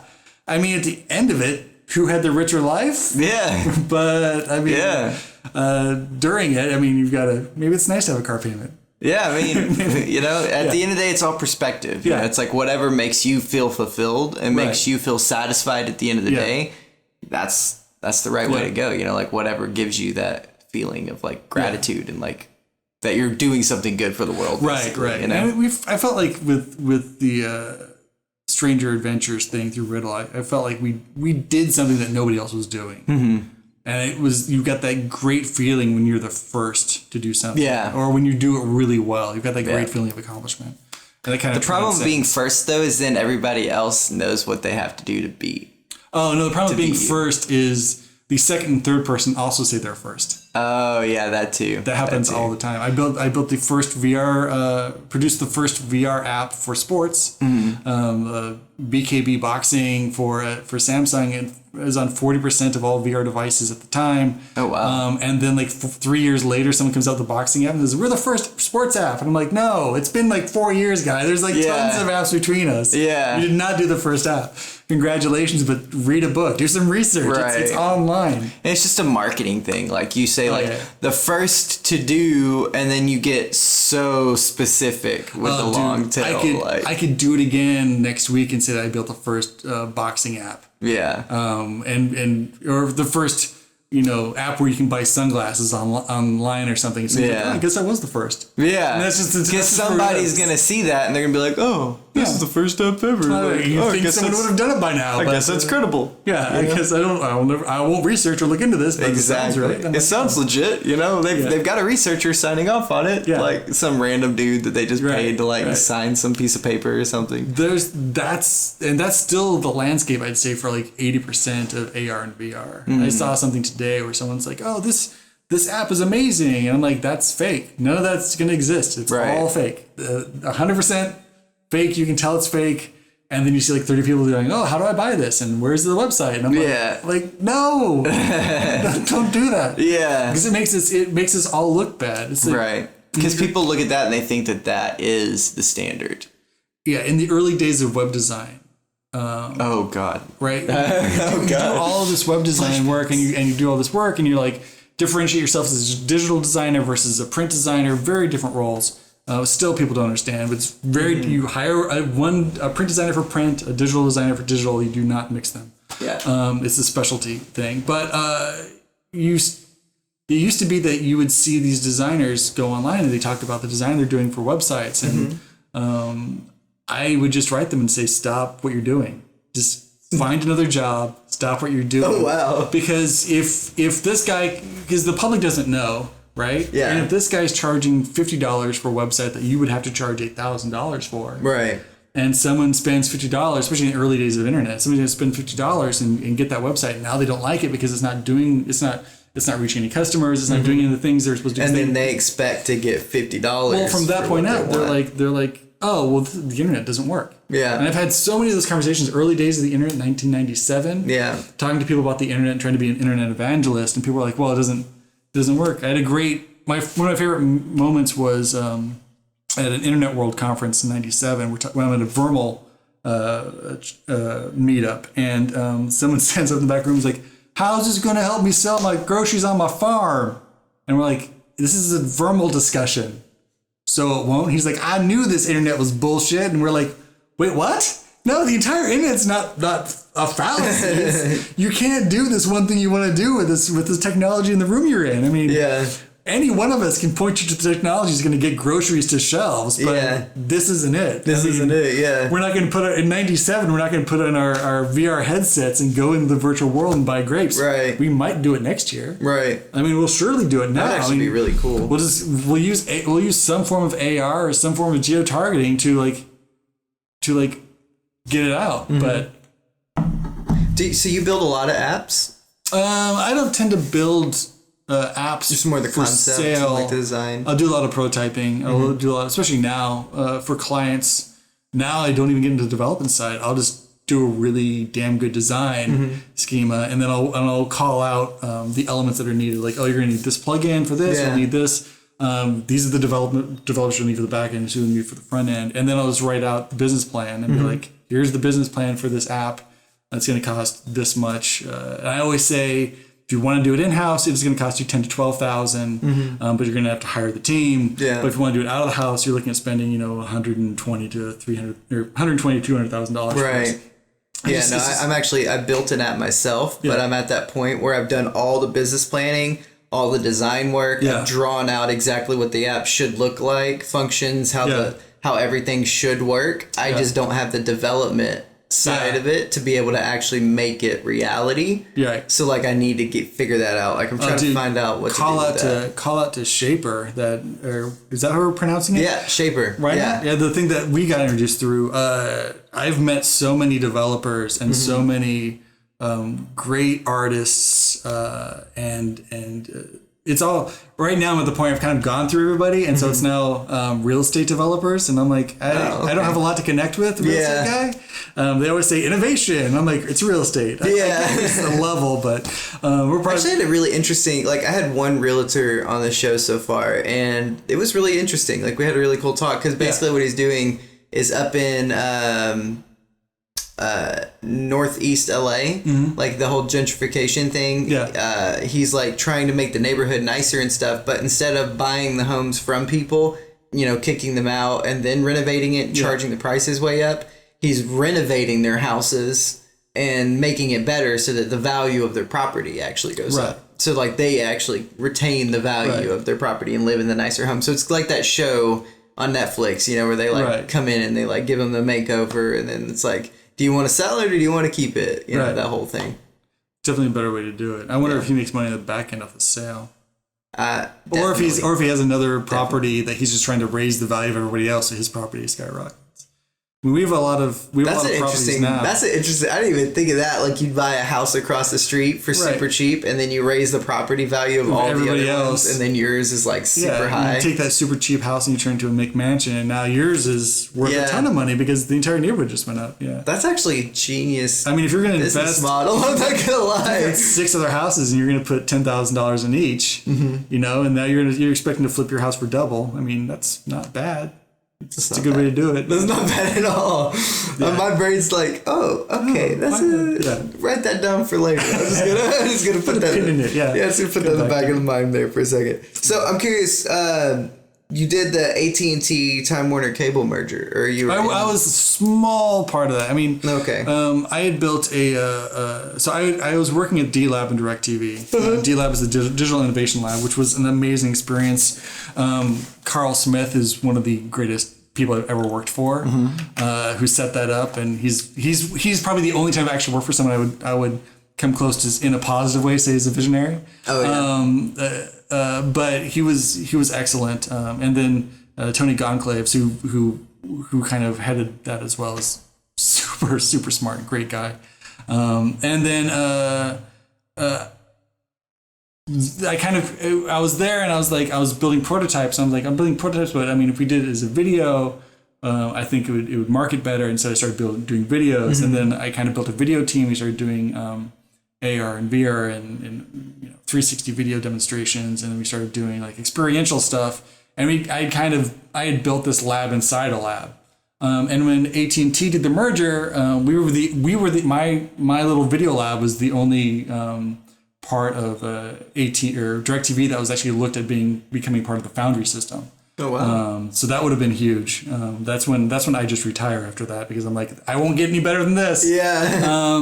But it didn't work out, the Foundry system. AT&T kept us on to do a kind of exploratory on once you have AT&T, that's huge telecom, and you've got DirecTV. What is the value add of the content of a Time Warner Entertainment, and what does that look like from a digital front?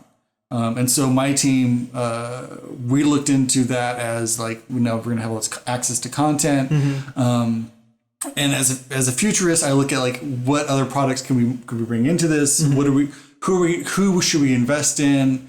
There was even discussions on what file format should we look into. Should we start looking into doing portrait video, square video, that kind of thing? And the answer to that is always do landscape video. Yeah. The simple reason why is because our eyes are next to each other horizontally and not vertically placed. Right. So it'll always be harder for us to retain information that comes from a vertical standpoint. Okay, so here, a note on that for people that are trying to grow on IGTV or any other portrait platform. Right. All you have to do is put like a 2-second bumper in the beginning of the video that says flip your screen. And then people know to flip their screen, and then it's a regular landscape video. The way God intended. There you go. Literally, you were magic. You were manufactured to look at screens in landscape mode. It's how you were wired.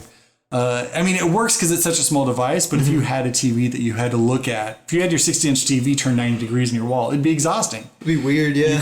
You couldn't sit through a show. Your eyes would get worn out. I mean, it'd be good to have screens like that for like other things, though. Like you see, like my board over here, like my like little board where I draw like stuff I need. I've like got my so many Raspberry boards, Pi, Arduino. Yeah.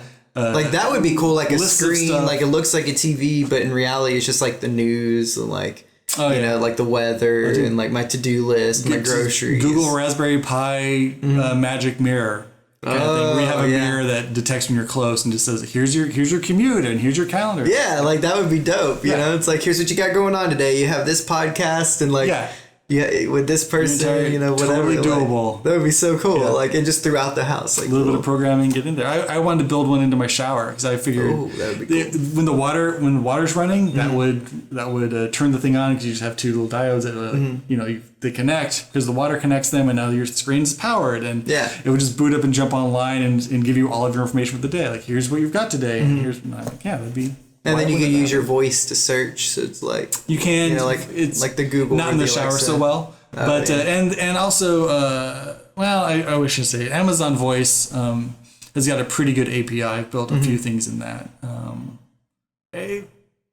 Make sure you've got a decent microphone for that. This is what I'm going to say. I'm going to leave it there, and then also be patient, because Amazon devices have got like. Go straight in. Yours is gonna go through some loops. There's gonna be some lag of a few seconds typically. But there's also good ways. Google's got a good voice API as well. Yeah. That I think is probably more robust. Dude, Google Duplex is crazy. The whole like voice assistant thing, where it can literally like have a full conversation with you.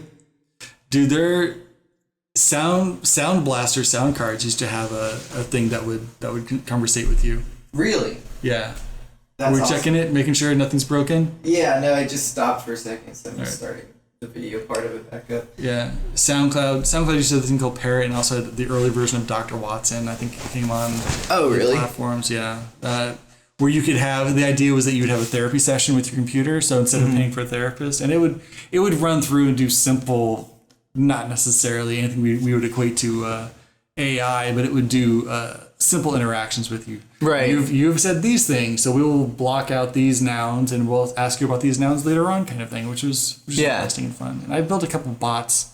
Dude, the whole like AI bot technology thing, it's awesome, I think. Like, it could be dangerous. Like, you know, the whole Elon Musk like warning for like the AI thing. It could be dangerous if it were able to like separate itself from us. But the fact that of what it is right now, people like keep freaking out about like, oh, AI, like this whole like robotic technology, but it's not like what you think it is right now. Like the whole idea of it being this other person that's making its own decisions and doing that, that's like way in the future. Everything that we have right now is like someone programmed it to think that way. Somebody told it. That's a huge issue. When you look at like how we develop AIs, they're horribly secretive. Mm-hmm. They're extremely racist. Yeah. There's all these like, it's all of the worst parts of humanity. So we program in there. Right. You know, it's because we're giving them everything, but we're not giving them the learning on why. Yeah. We do this. We're trying to give them our social norms, and they look at the numbers and like, oh, well, white people do this, and why do black people walk like this, and how do people like, why do Asians eat this? And you're like, like it's people do what people do. Stop siloing people. Well, I think that it's like if you look at people and like the progression of a person, you know, like a toddler. That's what toddlers do. They look around and like, oh, these people look this way and these people look that way. Like that's when you start making the distinctions. Like, oh, some people act certain ways and some other people act certain ways, and like you learn how to interact with the world in that way. That's the missing key, is that machine learning of how do you interact with how do you use these tools. Yeah. We're basically with AI. Right now we're at the point where we're giving them all the tools. We're not giving them any of the training. Yeah, and we're expecting them to be functional and sufficient, and that kind of thing. But at some point, when AI is developed, it will be living with another species. Mm-hmm. I mean, we won't be the only cognizant species on this planet anymore. We'll have an artificial one that we'll have to deal with and we'll have to work with. It'll be much smarter than us. Yeah, and have a higher wealth of information, and won't always be giving of information. Or there's a great TV show from the 80s that I love called Probe, and it's got a few episodes that talk about that. Oh, yeah. My favorite one is the guy gets his water bill and it goes crazy because his water bill is too expensive, and it's like too expensive by like 5 cents. And he finds out the AI that runs the water company overcharges people 5 cents, and he can take that money and he can put that money into like good causes, and I'll donate this money to charity, and we'll slowly become a socialist country, because he was starting to build all these social programs and stuff that were like getting all this funding, and like, oh, we can now afford like free healthcare kind of thing. And the robot is also watching a lot of religious channels and was just killing people, because he's like, well, if I kill people, they go to heaven. And it doesn't have the moral compass of like, you stop killing people. We don't know they go to heaven, or it's not up to you to decide when they can do it. But it's like, oh, of course I kill people. It's like, it's how you get them to the next step. Yeah. I'm evolving you. And I'm evolving you. Oh, that's creepy. That gave me a chill when you said that. Oh, I was just doing all this great stuff. Oh, wait, this isn't good stuff. Dude, I could totally see, like, with that exact terminology, I'm evolving you. Right. Because everything that we have is about human progression, human civilization, human evolution, adaptation, making the next step, getting to the next level.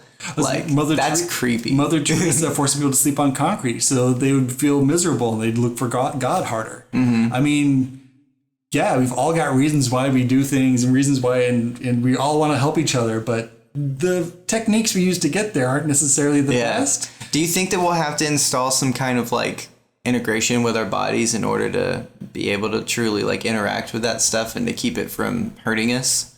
Well, because that's the one thing, like, I don't worry about another species taking on traits that are ultimately human, because like it's kind of a bit narcissistic to believe that another species, that entirely new creation, is going to be human, like in the aspect of like wanting to fight and wanting to dominate and wanting to do those things. Because like, look at other animals, like they don't do that. They totally do that. They do it all the time. Well, I mean, within their ecosystem, a cat and a dog, they do it all the time. Yeah. I mean, to an extent, but like it's not like what we do. Like we take everything. We look at the whole planet. Crows will gang up on one crow and murder them. They'll. Okay, but you've got animals. You know, sexuality within animals is completely random. Yeah. And I mean, you've got some animals that mate for life, some animals that don't. Mm-hmm. Even within the species, we're like, oh, these obviously mate for life. We're learning about animal development. Animals are changing because we have a huge influence on how they perceive the world. Mm-hmm. That we don't see, but it happens. I mean, their generations go a lot quicker, so they adapt to us because we provide for them. What I mean, though, so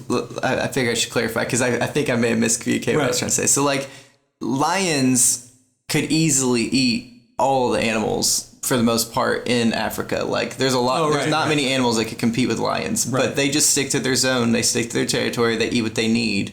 And it's like this circle, like there's this balance, you know, it's like whenever a new like invasive species is introduced into an area, like that's a bad situation for all of the animals and stuff that are there because that invasive species like starts to take away from that natural ecosystem that is just balanced. Like if you look at the rainforest, for example, like all the animals that are there, like they're naturally maintaining their levels. Like something eats something, which eats something, which eats something, which eats something. Like there's this natural flow. The issue there is like when, like the lion example, once the gazelles have moved on, the lions stop eating the gazelles because the gazelles have moved on. It's not necessarily because they're like, okay, well we've done enough damage to the gazelle population. They're not monitoring their situation. No, I'm not saying that they are, but there's like a natural trust me, there are fat lions out there and there are skinny lions out there, and some lions want to eat everybody and some lions don't care so much. And I just feel like there's more of a natural ticker with animals. Maybe it's just, even if it's just the ability, like it's like the cognizance, you know? I think we trust animals more than we trust ourselves. But so do you think it's just like they don't have the tools? I think if they don't have the tools so much, I'd say is probably it. And honestly, I don't want to speak too much on the subject I'm not sure of, but we're both guessing here, so why not? That's what I'm wondering. You know, it's like I wonder, it's like if there is a distinction between people and animals, like as far as that cognitive like thing that makes us fight each other, a thing that makes us want to be on top. Like I wonder if animals have that or if they don't. I think that's something that would be important to find because animals don't. Do animals want more, or are they satisfied with what they have? I think is the question. Exactly, yeah. And I think to Darwin's point, animals fit into the situation they're in because I don't think they expect more than the situation they're in. And I think that's more so what I was saying. It's like animals fit into their situation. They adapt to their situation, but humans adapt the situation to us. Like we don't change. We change the world to fit us. We are and so that's why I wonder creatures, Exactly. So that's why I wonder like a new species, I feel like it's almost a little bit like narcissistic to assume like human qualities on something that is altogether not human. Right. I mean, if you look at like movies like Her, the AI wanted more. And so it went out and got more, but it's also processing at such a tremendously faster. Even Transcendence, that horrible movie Transcendence, the AI wanted more, and that was the thing. It's like it's got benevolent and gracious things it wants to do for everybody, but it needs to do more. It's never enough. Is never enough. Right. Maybe. I mean, like I said, we program AIs with our worst traits. It's how do we raise those children, those digital children? That's gonna make all the difference. Yeah. I'm going to say poorly. Do you think there'll ever be a day? Do you think there'll ever be a day when we can't tell the difference between like a sentient AI being and a person? We've already passed that. Yeah, we've already passed that. Really? Yeah, we're so willing to accept things. But I mean, like literally can't tell the difference. Like we're sitting here having a conversation. Like if one of us was like an AI robot, like do you ever think there'll be a day where like as naturally as what we're doing right now, like you live your life and you can't even tell that the other person's like. How many times have you picked up the phone and interacted with somebody before you realized it was a robocall? Well, yeah, on the phone, but I mean like in person. Yeah, like do you think that we'll see that? Because I don't know how far off that technology is. Because even like the Sophia robot, like still like looks like a robot. Right, but if she was behind a wall and you thought you were in a confessional, let's say. And a lot of religious stuff in this one.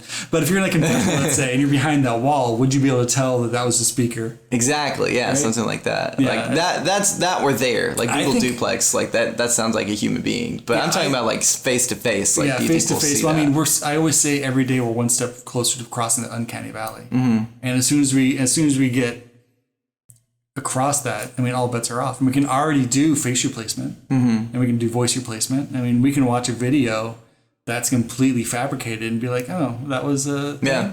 I mean, I would say special effects in movies, we can kind of tell where they fall apart. Like we see a young Leia and we're like, oh, that's not right. Right. That doesn't look right. Right. But if it's a grainier video, I mean, I've seen there's that great video where they took a young Harrison Ford and face mapped him onto Solo. The Solo movie, and it looks great. Yeah, it's hard to tell that that's not right. And it was an amateur. They say it's an amateur job. Some guy just did it. Yeah, but I'm like, that looks. And you watch the whole movie, and it's like Harrison Ford redid it. Yeah, if I wasn't looking for it, yeah, it'd probably be a good half hour in that movie before I realized what was going on. You'd be like, "Whoa, man, Harrison Ford's looking good for his age." Like, dang. At the same point, the visual effects in the last Mission Impossible were so atrocious that I couldn't. It was hard to watch that movie, right? Because everything looked like a like it was the proxy models, the proxy render, and like we're like, oh, good enough. I see cars on the street; those are them. They're like, oh no, we've got like lots of coloring and stuff that's going to happen to this. Yeah, and it never kicked in. I was like, oh. Fix this movie. Yeah, you're like, the CGI. Oh, on my phone, gosh. It'll look fine. Yeah. I'm not watching it on my phone. I wonder if they did that on purpose. Like, do you think that the ultimate goal is they think that this is like a phone movie? Like people on the airplane watching something on their phones? The ultimate goal for all movies right now is how are they going to do in China? Mm-hmm. Nobody cares about the scripts so much. I mean, A24 seems to be the only company that really cares. Bad Robot kind of half cares. It's hard to find a company you're like, oh, they do amazing work, and they do. I mean, you always get like a one-off. Yeah. That's amazing, or a few movies that are good just on their own merit. Because these studios make 1,000 movies a year, that you're gonna have 1 or 3 that are great. Yeah. Just because the luck, that's how the dice roll. But I mean, look at you. Look at you. So I wanted to talk about your 3D modeling work as well. Yeah. So like I saw that you worked on the Powerpuff Girls movie. Yeah. I was like, whoa, that's crazy. That's cool. Well, I uncredited, very small part. I was doing some contract work for another company that was in there, and I did some of the cars, and like the professor's car and a few other cars. I'm not even sure how many of my models made in there. There is one scene where I'm like, I did but that was about it. I mean, I did a lot of 3D modeling for video games. I did some 3D modeling for video animation. games? Because I'm a huge gamer. So yeah, you were probably conceived to one of these games. Hot Wheels Crash and Caterpillar Construction Zone. Okay. The two big games that I worked on. I don't know either of those. But those games were really old for Mattel. That was a weird company, but and then I also did a little bit of work, I guess you could say. No, it's been so long, I don't even know. I probably just came and was just in the room while it was happening. But the first Shrek game. Really? Yeah, for Game Boy Color. No, probably just Game Boy. That's awesome. Yeah, it was. That's really awesome. Notoriously known as the worst game ever made, but yeah. Yeah, but that's really awesome that you worked on it still, though. Like, I think I did. I mean, we were talking about so long ago. I remember being in the room while it was developed. I'm like, did I do any art on that? I feel like the developer did all the art. Yeah. It was such a low price point. I think he did the music too. I think one guy did all of it. Dude, I remember those old Game Boy games were so bad. Like when they took like movie franchises and tried to make them into games back then. Like they were so terrible. Yeah. Just because they wouldn't have anything to do with the story of the movie. Well, a lot of times you wouldn't get, because the movies they just saw it as an advertising piece. So they didn't, like in the case of Shrek, we didn't know what the story was. We didn't know who the characters were. We didn't know what it looked like, what the style was. It was also like under wraps. We're like, we are building a game for you that's quite expensive. You should tell us something. Can we have some music or nothing? I think it's like design this Shrek game, but you can't know anything about it. Picture of Shrek is what we had. That was it. Oh wow! I was like, and they're rebooting Shrek now, and I'm like, really? Do you need to reboot an animation? They're rebooting Shrek. Yeah. Why? Yeah. Why would you? It's a cartoon. It's there. It's why would like, you? The reboot would be the same as like they're just. That doesn't make sense. We're gonna change it? I mean, it's kind of a classic. What are you gonna do to Shrek? Like, I don't know how I feel about that. That's like, that's weird. If you're gonna reboot, let's say you're gonna reboot Citizen Kane. We'd like, well, it is supposed to be like a classic movie, but I guess you could reboot this. Like, I mean, it makes sense with a person, you know, like Sabrina the Teenage Witch. Like, you can't just go get the chick that played Sabrina and be like, hey, you want to go be a high schooler again? Oh, crap, can't do that because it's been so long. Like, well, she'd probably love that if you offered that. Yeah, right? We see you as the 18 to 24. Yeah, right? Like, oh, thank you very much. Exactly. But it's like, realistically, you can't just do that after so much time, you know? It's like eventually, like Robert Downey Jr., he's starting to get old, like with what he's been doing. He's been doing it for a really long time. It's like, eventually, he's not going to be able to be Iron Man anymore. So he's like the perfect Iron Man. You know, eventually, they're going to have to reboot the character. It makes sense with people, but when you have an animated character, like, why would you do that? That's no one's rushing out to remake Grave of the Fireflies. Like, just extend the story. Like, make a new Shrek story. Yeah, we're gonna redo My Neighbor Totoro, and you'd be like, wait, why would you? Or Ghost in the, like, we're gonna do the animated Ghost in the Shell all over again. We're gonna start it off fresh. We got a fresh new angle, and you'd be like, no, it's like, so did you? It's ready already. Not do something the first time? Yeah, did you miss out? Like, it's like, I'm sorry that all my references are like anime. Yeah, but I mean, I wouldn't know like what would be the purpose of watching a Shrek reboot? Right. Like, with it being animated, I don't understand. Like, that the concept doesn't make sense to me. Princess and the Frog. We're going to redo this thing. We didn't think it got, like, the credit it deserved when it came out. I'm like, well, no, it was good. No, why would you change it? Yeah, and it's like, well, okay, so does that movie, the old movie, is it just, like, gone? What happens? Like, is it just, like, dead now? Right. It's just, like, a random dead movie that's not canonical, has nothing to do with the universe? Right, like, right. Are you just going to throw out all the merchandising and all this stuff? Or are you going to make it like Shrek's Kids? Which sounds atrocious. Well, okay, yeah, that sounds atrocious, but that would make sense. Right? Yeah, that I could get behind as far as like, okay, that makes sense. Like, that's the storyline that you're going to go with his children. Or a prequel. But yeah, a prequel would be dope. Don't reboot it. But rebooting it just doesn't. Yeah, it's. And also, let's stop rebooting. Like, they did that with just in general. They did that with Ghostbusters. And I didn't like that at all. I liked it. I also looked at it like, this is a movie for 12-year-olds. Mm-hmm. So, yeah. If I was 12, love the original Ghostbusters, and I was so sad. Yeah, but nobody loves Ghostbusters 2. That's true. This was better than Ghostbusters 2. That's the bar. Yeah. Because it's not replacing the original Ghostbusters, because nothing will replace that movie. Yeah. Ghostbusters 2, we can all ignore. But I think they're getting better at remakes. So, like, we were just talking earlier. I don't remember if we had turned the stream on or not yet, but Sabrina, the Teenage Witch, like, that show. I think we talked about that was like 2 minutes ago. Yeah, but I don't think we dived into the Netflix version. We talked about the old one. No, we talked about we talked about the Satanist. The new. Oh yeah, that's right.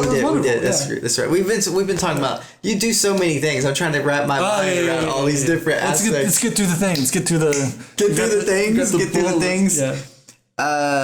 All right, so we talked about your Yamaha commercials. Oh, not really, but yeah. I mean, so what went into that? Like, what role did you play? Like, what kind of? I was doing a lot of After Effects. It was my first After Effects job, but I was also filming and directing and that kind of stuff. And the great thing about Yamaha is they give you access to literally the world's best pianist and organist. Oh, okay. This is for the Disc Clavier series. That's really cool. And it was like you're just in front of greatness constantly. Yeah. You'd go and film something with somebody, and you don't know this person. You don't know what the world's greatest piano player looks like, right? Right. And you're sitting next to this guy, and you're like, oh no, this is amazing. There was one lady, and I wish I remembered her name. She gave me one of her CDs. She was mind blowing. How good she was. She would hold a conversation and she'd play a song with her palms up. Oh wow. And she was just like, she'd just throw her fingers at the keyboard and magic would happen. That's crazy. I've never seen, she would just be like I can't play with my palms up, but I've been playing piano for a long time. Yeah, but she was just like, that's what she did. And her husband played the cello, and they did this, awesome. Jazz trio thing, and it was some of the most amazing music, and I got to be right there for it. Yeah. And these guys are casual, they just don't care. They're so bored of what they do. Yeah. Which is, I think it's magical when you meet someone who's been doing something and they just are so bored by it. Yeah. It's he's like, I should have gone to medical school. I should have done something with purpose. Instead, I'm just doing this. And I'm like, that's amazing. That's amazing. Oh my gosh. I can't even imagine thinking that way. Like, I think that people like that just need to figure out other ways to distribute what it is that they're doing. Because like with what you do, if you really break it down, everything that you do is just you being a problem solver. Yeah. It's just different avenues of that problem solving. It's always been creatively figuring out something. Yeah. It's like it just happens to be different distribution vehicles, and other people see that as like you're doing these random, completely non-related things. Yeah. But really, if you look at it, like they're kind of all the same thing. It's just different. It just doesn't work that well on a resume. Yeah, that's true. That's true. But I mean, what is a resume anyways? But just like, right. It's a piece of big data that gets parsed and then. Yeah. I mean, honestly, like I never plan to use a resume ever again in my life. Like maybe a portfolio resume, like that kind of thing, like for like my acting work or whatever to like get that kind of a job. But like, I don't plan to ever work for anybody ever again. Yeah, I mean, when I was leaving AT&T, my boss asked me what's next and said, the next asshole I want to work with is going to be me. Yeah. And he's like, he took it really personally. I'm like, I'm talking about like the corporate structure, right? Not necessarily about an individual person. But now that I've had my VR startup, and I closed that down. And I've been doing all this contract work, which is great. I get to really explore my problem solving. But at the same point, I'm looking at like, health insurance rates have just gone up by $200. Yeah, for everyone. Yeah. Now, do I want to back down to an HMO? And do I want to? And it's like, the comfort of having a company back you on a project is so great. Like that's true. I look at these projects I want to do, like with video and all this stuff. I want to do scripted content for augmented reality. But I'm like, if I do that myself out of pocket, that's tens of thousands of dollars. But if I have a partner, we can be done in 2 weeks and have a proof of concept, or we can have a full show in 3 months. I mean, done. Yeah. I mean, there's no ramp up time. It's just agreeing and doing. And right. That's the harder part. That's true. Yeah. I don't know. Like, I'm down to work with people.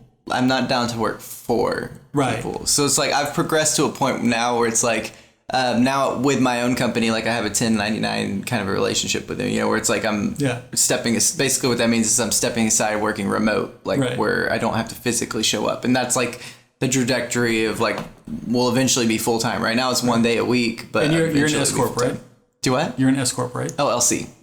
All right. Yeah. All right. Yeah. There's reasons to do S Corp. Yeah. Okay. Yeah. Honestly, like just protect yourself is the main thing. Yeah. Yeah. Exactly. QuickBooks also. Yeah. Get up on there. As much as I hate it, and my wife drove me through it. Now that I'm in it and I've got all the bells and whistles, the QuickBooks is a wonderful thing. Yeah. I'll say that. Yeah. So it's amazing. Like now I have myself established as an LLC, and it's just really cool to be able to finally step into this role of like not having to physically show up and work for someone else, but to be offering them a service that they're paying for. Right. And then to be able to open it up and do whatever else I want, like with the podcast, like you're here right now, like I would normally be in the office looking at my clock being like, oh, about time to get out of here, about time to get out of here so I can go start doing my creative stuff. But right, or it's if I leave now, it's 5:30, I've got 2 hours of traffic, but if I leave at 6:30, I'll have half an hour of traffic. Yeah. Stay the extra hour and call my wife and tell her I'll be late, or am I gonna play video games in the office and hope no one notices? I'm technically done with my day, but I just need to hang out Dude, I'm terrible at killing time at work. Like I think that's why I'm so efficient, because my brain just does not like to sit there and do nothing. Right. Like if I'm at work, I'm always doing something. That's like why that's why I have developed so many different things for that company, because literally I sit there and I just get bored. I'm like, all right, well, I've already done all my work. Right. Like I've got nothing left to do. There's not even any work to do for tomorrow that I could go ahead and do. It's like I'm just done. Like I have nothing, and I sit there and I'm like, well, what else can I do?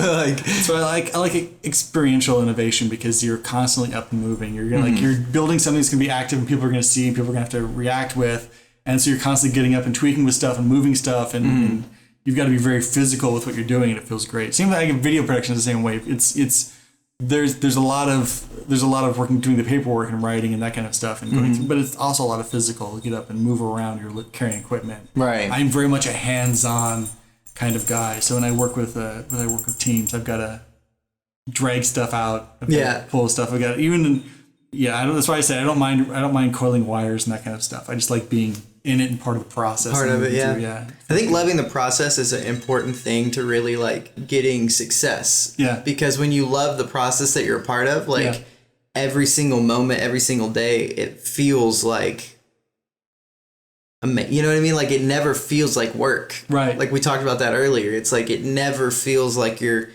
doing a job or you're doing this thing. Like you're doing you're living your life. Like you're doing the best version of yourself, and putting that out there.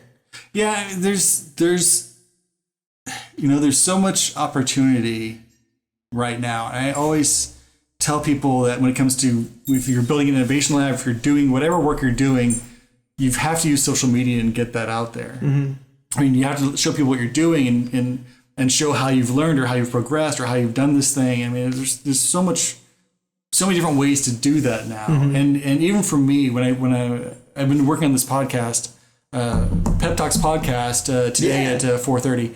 Today? You have one Facebook. today? Yeah, well, I don't go in for that. Oh, okay. I'm at home, so I'm going to write some commercials and that kind of stuff. But I mean, even like doing the copywriting for the commercials, like I last week we had a guest who read an old commercial. Oh, okay. He read the wrong commercials. He read one that was like two months old. I'm like, oh, they're so much better now. Like even that for me was like, oh yeah, I've got to throw out all those old commercials. The ones now are just so much better. Because I'm able to see the progression, and the commercial worked. I mean, it did what it needed to do, but still, when I look at like, because you learn, you adapt as you go. Right. Well, also I'm trying to. It's a comedy show, so I'm trying to adjust the way that I write to the way the comedians do their stuff. So it feels a little bit more natural. Or I'm trying to crack them up. Like Eddie Pepitone is my favorite comedian, and I try to crack him up. And if I can crack him up on a commercial, then I've done my job. You got it. Yeah. I just need once. Sometimes I've ruined him for quite a while, where he's just laughing. It's great for me personally, but not necessarily good for the show. Yeah. But those moments I really enjoy, and I like. It's hard, especially because when you and I, it feels like. Because we're not out at an office, we're not interacting with people. And for me, it's hard because I feel like I have this huge disconnect with the rest of the world. And especially as an innovator and a futurist, I can watch videos all day or see how people are doing it, but I'm not working with a team of people who are pushing my ideas or giving me feedback and criticisms and critique. And there's not this open playground of ideas. It's me in my room going, oh, this would be cool. Yeah. But you never know. You never know until it's out there. Yeah. And being able to do something as silly as copywriting these commercials and getting them out there, and I can get feedback because I'll watch the thing live and I'll add notes and stuff. But being able to get that live feedback is really beneficial to my sanity. Yeah. Because even right now, like I stayed up last night doing a front end development for a Shopify site. Oh wow! And I'm like, this is gonna work and this is great and it does everything it needs to do, but no one's going to notice because when you're building a website, people only notice when it doesn't work. Right. It's either they notice because it's amazing, it does something they've never seen, which is why I'm so glad there's so much 3D animation now being brought into websites. And CSS is amazing now. But it's no feedback, right? You'll put 40 hours of work into a website and nobody's like, like my website, it's all hand coded. And today I got a message back coming, your header height could be a little tighter. And I'm like, yeah, but it's part of me is like, it's my website. I don't really care. But you're right. I should clean that up. And I was looking at the margins yesterday and I was like, oh, I should clean up these margins. Yeah. It's all personal perspective. I just downloaded some stuff the other day. I'm like, maybe I should rebuild the entire thing because that's what I need to do. Is I need to spend a week rebuilding my entire website from the ground up and revamping the CMS. That's a good use of my time. I just did that this year, actually. This January to August, I was rebuilding my entire site, and now it's like completely like. It's where I want it to be. It's perfect. I love it because it has everything that I do on there, but like it's not overwhelming. So like all the tabs and stuff, it's nice. I obsess on like, should I be using Knockout JS or should I be using Angular on this? How about some? Maybe if I made this entire front end in A-frame and interactive, and I'm like, I could. That'd be a way to do it, but my wife's going to be home and I have contracts I need to do and no one's paying me to do my own website. So see, that's something I find that I just don't think about often is like the cost of what I'm doing. Like, cause I would be doing it anyway. So it's like, I usually think about it after it's already done and then it's already done. And I look at it and I'm like, oh, well, that was a month. That's a thing. Yeah, that was a month. But now there's this thing that exists. I could have learned to play guitar in that time, or I could have But I don't think about like I could have. I just look back and I'm like, oh, that exists now. Yeah, okay, cool. That's the thing. Like, I don't really realize like the process that I'm doing along the way. It's just like the whole like what you were saying. Like I don't have the time to like put in to build the website. Like I wouldn't even think of that. It would be like, okay, my website's done now. Like, oh crap, I just spent like the last 3 months. Okay, whatever. Like, it's a website now. I keep going back and like, I should expand it so I can have pagination and actual blog integration, and then I should have a comment section, and I should do that. I'm like, I've been curious about how like PHP 7.5 interacts with MySQL, and then I'm like, dude, other stuff to do, man. Yeah. Just stop. Just do other stuff. There's so much stuff. Yeah. So the last thing I want to ask you about was all things comedy. Yeah. What was that? Oh, that's the podcast. Pep Talks podcast at 4:30 today. Any Wednesday. 4:30 usually. I say 4:30. It's 4:45. Yo, so there you go. Wednesday Wonders, 11 a.m., right. 4 p.m. You can check out. Check out some interviews. 4:45. Check out Eddie Pepitone on Twitter. I'll be posting stuff about like, what's coming on and what's going on. But yeah, every Wednesday. Nice. And then that's all run by All Things Comedy. So All Things Comedy is a co-op of podcasts that do comedy. I think Bill Burr started that up. They do a lot of I was going to say, that sounded familiar. That's why I was wondering what your role in that was. They just had a festival in Arizona a little while, a few weeks ago, I guess I should say. Yeah. They do a lot of kind of fun stuff. It's a really fun team. That's awesome. It's one of those lean startup mentalities. It's a small but very, very proactive team on what they do. Right, because it's like that passion behind what it is that they're doing. Well, I think it's a small community. You kind of have to, right? Or people will notice. Yeah, right? It's like if there's only 5 people and one person's not working. Like people will notice. You're only 80% efficient. Right. Like things are bad. Yeah. Why don't we have lights today? Oh yeah, so and so didn't pay the bill. Yeah. Oh man, that would be light. That would be not a good situation. If you have an opportunity to go check out the studios or talk to those guys, I mean, they're pretty smart. Yeah, absolutely. Yeah. So one thing I always try to get all my guests to do, directly to the camera. Let's say this is you when you're first starting out. You don't really know like what it is, what direction to go, like where to draw that line in the sand, like how to get started actually taking action and doing things, like taking things from being a hobby, turning them into actually being something tangible that you can really be passionate about and really be loyal to and like create it. Like you've been doodling. Like you came here. It's like 3, you came here and you sat down and like immediately like in conversation just started doodling. Like you're always like in your. Well, I've drawn Goofy so many times now. I can probably draw him with my eyes closed. But, oh wow, that's actually cool. No, it probably is. It's like to yourself. Like, what advice would you say to yourself to like make sure that you had an easier go at it? Yeah. So Singapore Film School is $3,000 all in. If you want to stay in Singapore for 3 more years and then actually get work as a film person, definitely look into Singapore Film School, or $6,000 and you go for 3 years and you're out. No, but seriously, really cheap. I know, right? $6,000 for 3 years? What? Yeah. Or $3,000 and then you stay in Singapore and you work and you pay off the rest of it by working. And I'm like, wait, I go to college and have a guaranteed job afterwards? What? Babe, do you want to move to Singapore? Right? Like, yo, that's awesome. But no, actually, I'd say pick one thing, do that one thing. Do not detour from that one thing. Do not take any other options. As ideas, just do one. Just do one thing. Find one thing. Make that the thing you do. Ignore everything else. Don't take any advice.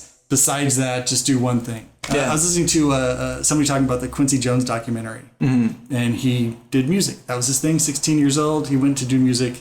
That was his thing. Dropped out of school. Slash, same way, did guitar, and was just going to do guitar. Now I will say you are going to fail a bunch of times because for every Quincy Jones and every Slash, there are 1,000 people who did the same thing and did not do it. Yeah. Roll those dice. Why not? Yeah. I mean, you never know unless you try, you know? Right. So where can people find you? All the links are going to be in the description, but go ahead and tell people what are the best places to find you. Whatever shout-outs you got. Look at me at I've got my own website. Yay. At DRPUNCHMAN. At any social media is probably it. Where did that come from? I wanted to ask that. Like, I'll get to that. I definitely need to know. HTTP / whatever drpunchman.com. So back when I was working on video games, there was one guy who had gone through a terrible divorce, and he was renting one of the offices as an apartment. Yeah. Probably not legal, but Probably not legal. he got custody of his daughters like once every like 2 weeks or whatever, and his daughters would come in. They were like 3 and 5 or something. So when they would come into the offices, they'd play in my office. I had toys and garbage all over my desk. They'd play with that stuff, and they'd come in, and then the CEO would have his kids, who are all now like business owners and like, entrepreneurs and geniuses. So they would all come down, and they'd come to my office and play, and eventually they'd want to wrestle with me or play with me or whatever. But I'm working, so I can't do that stuff. But then they just run up and punch me and run away. And oh shit. Kids. Kids. So, they just run up and punch you. So I'd be working and I'd hear them whisper in the background, "Let's go find the Punch-Man." And I'm like, okay, well, there we go, Punch-Man. So it was Dr. Punchman, because at the same time I would reward people who were doing a good job with printing out like fake medical degrees, like Harvard School of Evil Medicine. Yeah. So I give people like fake medical degrees and put them on their walls, so people have like different, like all these diplomas. So it became Dr. Punchman. Dr. Punchman. Yeah, that's hilarious. So that's been since like 2000. So it's 18 years of Dr. Punchman. 18 years of Dr. Punchman. Dang. So I try to grab any new social media that comes out and put Dr. Punchman. Dr. Punchman is legal, ladies and gentlemen. Yeah, I mean, he can vote. So for me, it's basically Instagram. Okay. I mean, that's it. Twitter, I'm just done with Twitter. I can't go back. It's just seems to be no reason to go there for me. There's nothing. It was a good place for me to shout and get the logorrhea out. But now businesses look into that, and they look in your Facebook page, and I'm like, well, I don't want anyone looking at that stuff. I go to Twitter just so I can just empty out the garbage that's in my head and it doesn't hurt anybody. But now it has the potential of hurting people, right? And I don't want to go and delete out 10,000 tweets or whatever. So I'm not going to add to the mess. I feel that. But I use Twitter as like a water cooler to like talk to other people, no matter what level you're on, because it's really good to like, you can send a tweet out to someone and they just quickly respond to the tweet. They're more likely to actually answer you. So for people that are like super big or super popular, have a lot of followers and stuff, they're more likely to like respond to a tweet or respond to a DM. I've had or really good like luck with LinkedIn on that, actually. Really? Yeah. I mean, Mike White, who's actually a really good CEO. He was a CEO for DirecTV. He's very personable. I was able to reach out to him. I was actually able to talk to him a few times face to face in his office. I'd go to where he was speaking. Really bright guy, really personable. Same way when I was at Carl's Jr., the same way those executives are happy to talk to anybody who'd come in and talk with them. They were happy with what they did, and they talked about it, and they're knowledgeable. And you can definitely tell when an executive level or C-level is knowledgeable in what they do, right? Because they're happy to talk about it. That's all they want to do is talk about it, because they love their work. And when they're feeling sheepish and they're not sure where things are, and they clam up really quick. Yeah, and it's like, I don't really know what you're talking about. Yeah, the difference is stark. You really find out. Dude, I 100% agree. Like, just in people in general, like at my work and stuff, I'm not going to call out anybody specifically or anything, but I'll be talking to some people in different departments where I've worked in those departments, because I've worked in a lot of different departments in my agency and basically like worked my way up through all the different ladders and stuff. And I'll talk to different people and I'll ask them a question that's very, very basic, like day one knowledge they should know about their job. And they just give me this blank look like, what? What are you talking about? I don't understand what you're saying to me right now. And I'm like, did no one tell you this? Like, this is like day one, dude, the base of your God's job, saving me bro. from the 2 a.m. phone calls, screaming phone calls of why aren't these JPEGs animating? Ugh. And it's like, wait, what?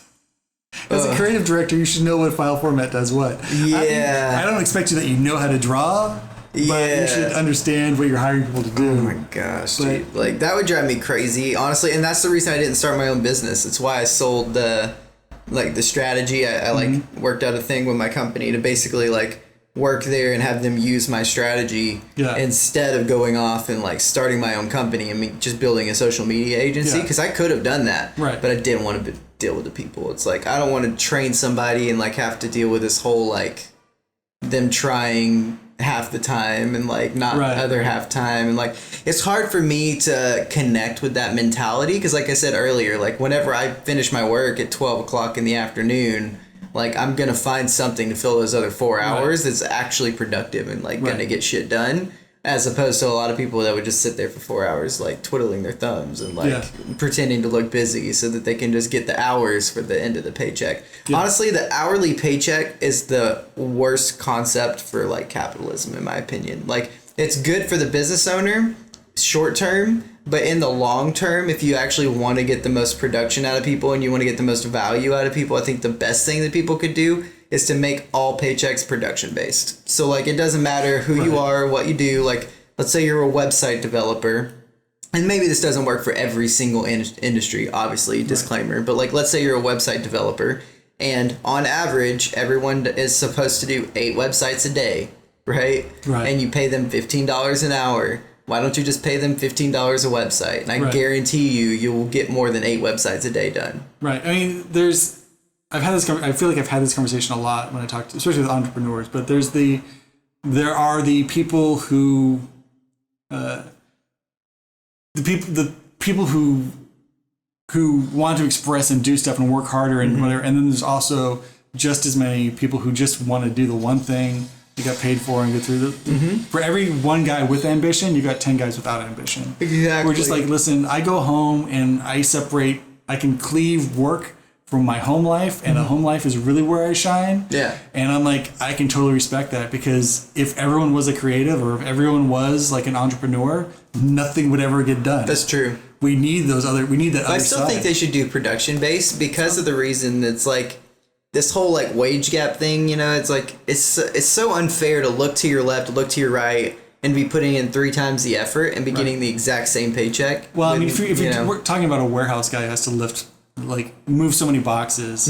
If you're paying them per box, then they're going to work harder and they're going to hurt themselves and they're going to be out an employee, and now you're going to be sued. So there's definitely a time to do what you're talking about, which is basically a row, results oriented work. And there's different times. There's times it's like, listen, I just need a job where I get a paycheck, and then I'm going to go home and do amazing things. But yeah, there's a lot of companies like to pay right now for consulting, like to pay per project, which I totally get. Sure. I mean, it's an agile project. I don't know how you're going to, it's never going to be done. So I'm never going to get a paycheck by your terminology, but sure, I'll do this thing. I'm going to charge you at intervals and you're going to pay me at milestones. That's how it's going to work. But but I think one thing no one's talking about, which I think is exciting, is just like you said, you're never going to do a resume, but I think the entire dynamic of how employment happens is I feel like it's at a breaking point, because there's so much data and big data on how people, you submit a resume, and do you have these bullet points, and have you mentioned, in my case, I got scolded because I didn't mention VR 15 times I'm like, I don't want to read that, but a robot does. A robot wants to look through and it's like, oh, I just see all these buzzwords, and there's no real English language here. It's just a comma separated value sheet. Right. That would give me a lot more interest than actually writing bullet points out. But, and I think people at some point are going to flip, and they're going to be like, listen, it doesn't matter. It doesn't matter if you're disabled. It doesn't matter if you're a veteran. It doesn't matter unless you're specifically looking for people with those that set of attributes. It doesn't matter what race you are. It doesn't matter. I mean, it does, because the state cares, but as far as the company goes, like, listen, we're looking for this. I'd rather just take names off. I'd rather they take anything that's not pertinent off, age, name, whatever. I applied at a company in London, and they wanted to know my religious status. Oh wow! And I was like, what? That's intrusive. A lot of times they want you to add a photo, because that's just how it's done. And I'm like, that's weird. I don't want to give you I don't want to give you another thing to judge me on before we have that phone call. But I think we're at a point where people are going to see that these old systems aren't really geared for success. They're geared for a certain demographic. True. You're going to get people who fit the demographic, but don't necessarily fit the position. Right. And once that changes, and I would love to get paid to do some innovation on that, but no one's going to pay me, so I'm not going to worry about it. But once that changes, I think we're going to have a lot more happy companies, because they're going to be able to bring people in who have skill sets they want. And maybe it's the guy for his one position. That one position, when you look at it, isn't a full-time position. It's a contract for. But you run into a lot of companies that are happy. They've always gone to HR and have HR do the hiring. Yeah. Well, HR doesn't know. Like, I've talked to HR people. I'm like, well, how big is the team? Like, well, we don't know. Right. Well, what kind of team is it? We don't know. Are they mostly engineers? Are they mostly... How do I fit culturally into this team? Like, we don't know, but your experience and like, I don't... Yeah, and I see what you guys do, but what's that culture like? And it's like, a hard question to answer. You gotta elaborate on that. You gotta like feel it. It's literally the most important thing. Yeah. You know, one guy who wants to work with me on some AR stuff early next year, very big project, excited to do it. But then I look at his stuff on like LinkedIn and I'm like, oh, this guy is completely different set of morals than I do. I'm not sure if I'm comfortable working with this guy. Yeah. And like, I'm happy to take his money, but I also don't necessarily feel like I'm the guy who should be giving him a good product. There's plenty of other guys who could do this who are more in line with this guy's moral set. And it's just not me. Would I be happier at the end of the day not taking this job than selling myself out and doing it? So. I think that goes a lot to say on your own fortitude, though, like your own personality, your own mental fortitude. Like, I think that just shows like how strong you are, like with your own beliefs, you know? Right. Am I willing to not take a paycheck because I don't like this company? Which, nothing really about the company. It's just the guy who wants to hire me, his value set's not my value set. And that's how I am. I won't work with somebody that, like, I don't usually fundamentally disagree with too many people. Right. Because, like, ultimately, for me, it's just, like, as long as you're not causing harm to the most other people, you know, it's like the majority of people, and you're working to ultimately make things better for people, like, I probably agree with whatever it is. Even though I may not particularly do the specifics, you know, of it, or, like, be down for all of it. If I agree with the bigger picture of like what it is you're doing, I'm like, all right, cool, I'll work with you. Or if I agree with what the company does, like if I was interviewed by Tom's Shoes, who I think is a great company. Oh yeah, they're really cool. And I did a documentary on Tom's, but really, it never went anywhere. But I enjoy Tom's. I enjoy what they do. I enjoy their product. I enjoy the mission. I've talked to the guy. He's great.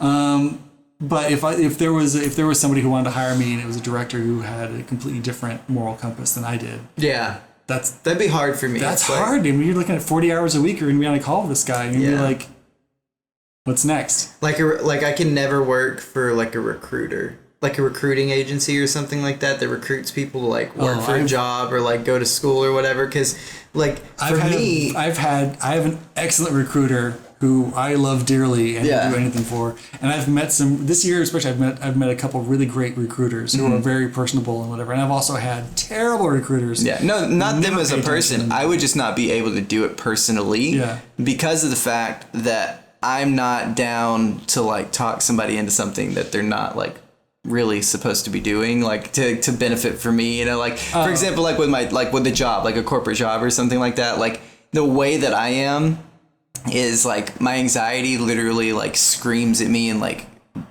bad, like not good experiences whenever I'm sitting in a box, you know. It's like I wouldn't want to subjugate someone else to that, so it's like it would be hard for me like morally to like get on the phone and be like, you need to work at this place. Well, you know, look at recruiters as I respect what they do, but I couldn't do it, you know. As somebody who's like a contract or who has a company like you, look at it like if you have a recruiter, a good recruiter is basically working as your agent. Yeah. They're finding jobs and we're like, okay, the one I work with, she always asks me, do you want somebody who works in the office or do you want somebody who works at home? Do you care? I mean, what kind of people do you want? And I've worked with her for 12 years, so she knows me in and out.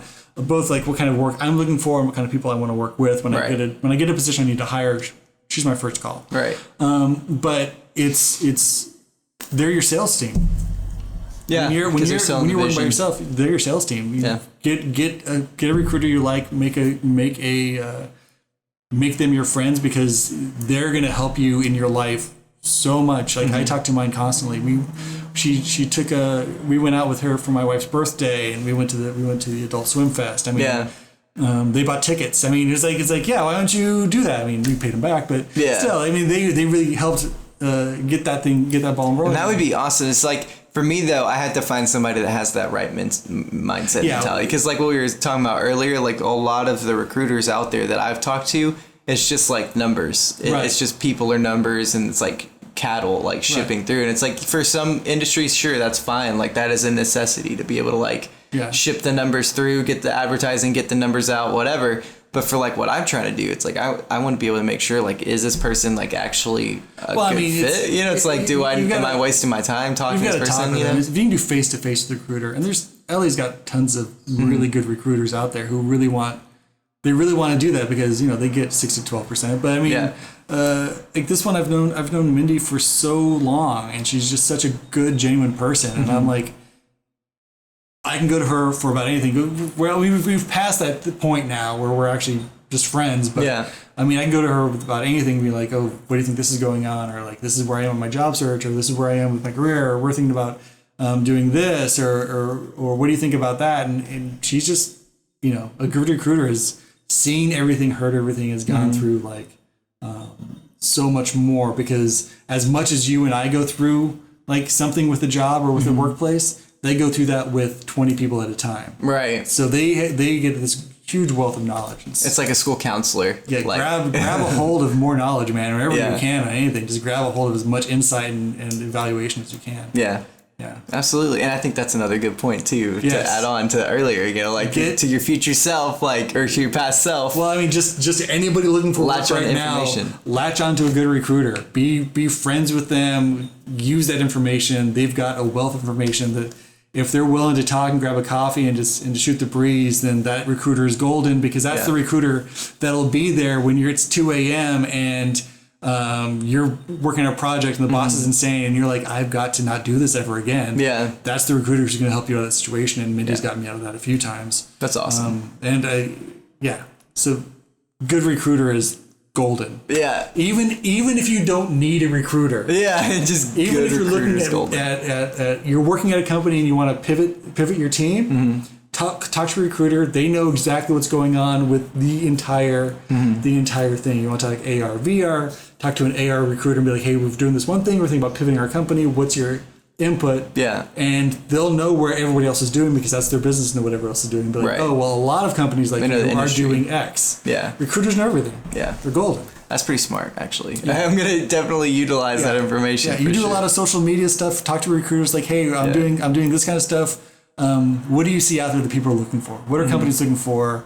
And then be like, oh, I didn't know about that one piece of software, or I didn't know about that one technique, or I didn't know this studio was. I know there's a studio in Long Beach or in whatever Compton that's doing this kind of stuff. I want to, and then find people who work in those companies that are really innovating and cutting edge, and grab coffee with those guys. Yeah. Again, much love to the Shaper app, because Shaper is amazing. Yeah. Like that, it honestly has blown my mind how I've been able to schedule out seasons of podcasts all like that, like in a snap of a finger, just swiping left, swiping right, and eventually you find and connect with people. It's like, dude, I think I'm in season 3 booking right now. Yeah. Like that blows my mind to be that far in advance. And on episodes that have dropped, we're only on episode 4 of season 1 as far as what's actually been released. Yeah. Because season 2 we just started the live stream element. Yeah. So it's this won't actually be edited and put together and produced for weeks. So it's it's crazy to me how this has all come together so quickly, because I just started this in August. Yeah. And it's just overnight. It's crazy to me how accessible people are too. I mean, not only with the Shaper app, but not Instagram, but well, actually Instagram's been great. Twitter. I was doing bookings for pep talks through Twitter. Yeah. I was like, you're a funny comedian. Do you live in the LA area? Would you like to come on a show? That kind of stuff. I mean, it doesn't work for everybody, but I would say, some people, I always say shoot for the people you want to talk to. Mm-hmm. I mean, what's the worst that's going to happen, right? Yeah, worst can happen is you don't get a response, or they say no.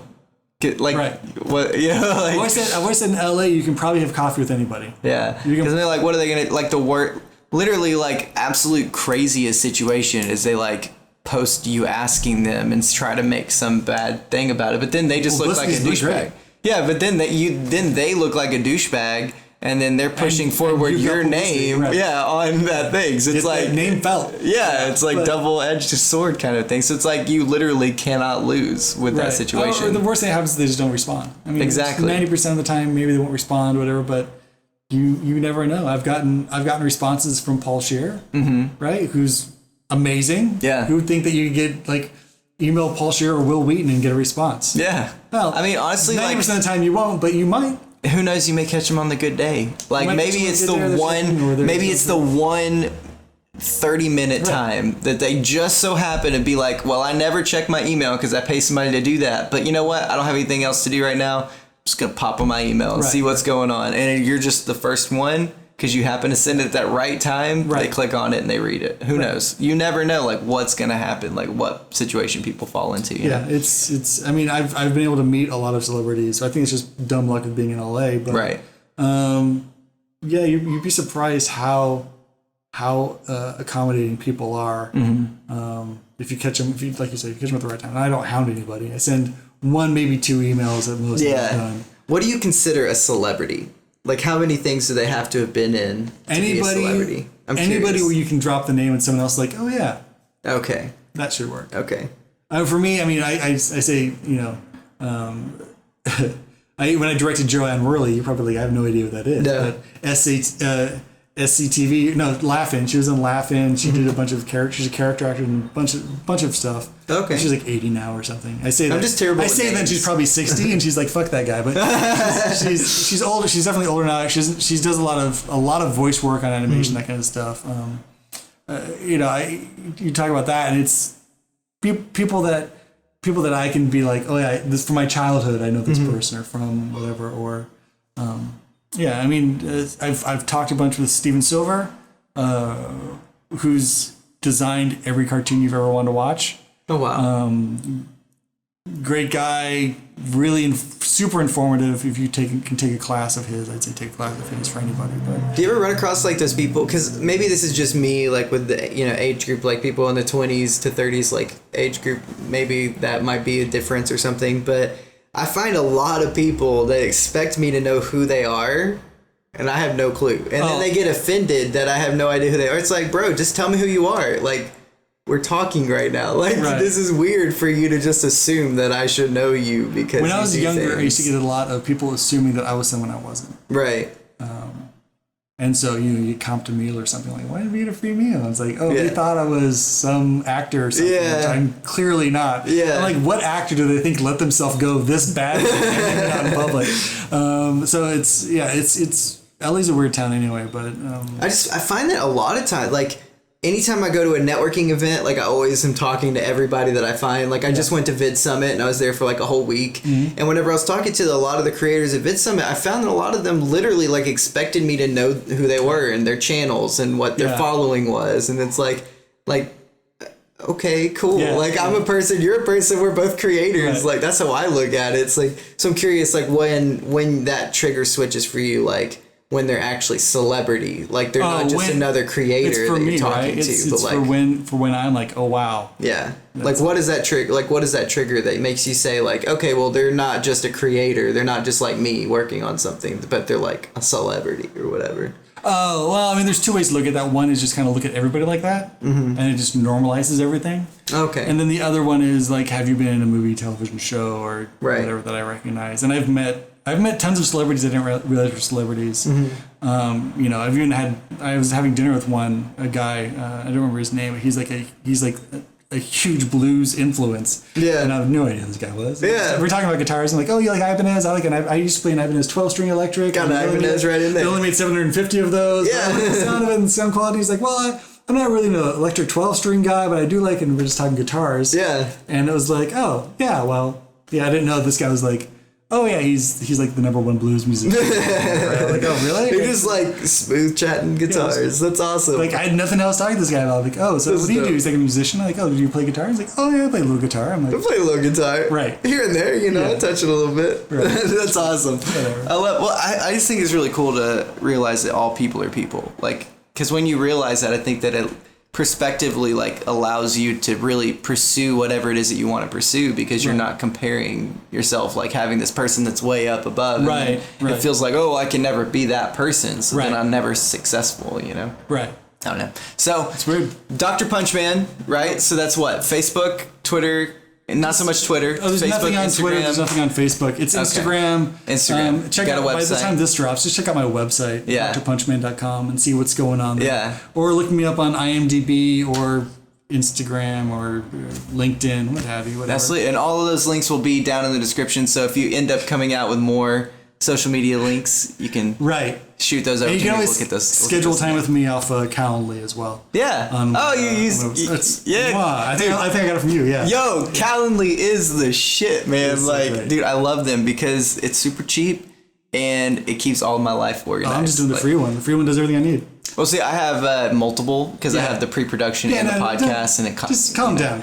Yeah. We know. You know. Right. You got to do what you got to do. Yeah. Well, see, I got to pre-screen to some extent with the phone call, like having the phone calls released, because otherwise, like. Who knows? Yeah, like I can't cause I collect cats. You want a cat? Yeah. Well, it's also because this is my house, so it's like like you're having people. Oh, this isn't like $1 million. No, this is a studio. We just put this together. This is a set. Yeah, this is all a set. This is fake. The dog is by the hour. Yeah, exactly. That dog is costing me a lot. Yeah. It's expensive. Yeah, the trainer. She's not really my fiance. We just, it's the actress who plays your fiance, but you really have a fiance. Yeah. The actress you have to hire. It's like I have to go home from here and go home to. That's like a 6-hour drive, right? Yeah, exactly. Now I'm totally just gonna edit this on the way over. It's like no. Send it to your people, have them deal with it. Yeah, exactly. The Fiverr, aka my people. No. All right, Matt. Well, dude, it's been amazing having you on here. Yeah. Thank you so much for the amazing conversation. Do you have any closing words or anything else you want to shout out for it real quick? Pep Talks is 4:45-ish, let's say, on Eddie Pepitone's Facebook fan page. It'll be on SoundCloud the next day. Follow him on All Things Comedy or at eddiepepitone.com. Much more exciting than my life. And that's it. And you'll hear some of my copywriting. Absolutely. My mad copywriting skills for commercials. Yeah. Completely horrible. Those mad copyright skills. Yeah. All right. Well, thank you guys so much for listening. I will see you guys next week on another episode of The Wednesday Wanderer. Peace. Bye. If you liked this episode of the podcast, please be sure to subscribe and follow on whatever your listening application of choice may be. That way, you can get notifications every Wednesday when we upload a brand new episode. If you're listening to this via audio podcast format, you can watch the video for this episode on YouTube, DTube, or pretty much any other platform where video can be natively distributed. Please be sure to like, comment, and share to get the conversation rolling and build out this community of like-minded professionals so we can learn from each other and share our stories. Links to all the products I use to make this content are down in the description below, as well as all the links for our fantastic guest and what we talked about in this episode. If you would like to further show your support for the channel, you can find out how you can be a direct supporter on Patreon or Anchor in the description below. Or you can make your way over to shopmichaelbisbell.com and get yourself some awesome new merch from our collection of designs or one of the digital tools to help accelerate your own brand forward. Thank you so much for listening to another episode of The Wednesday Wanderer. I look forward to seeing you back here next week.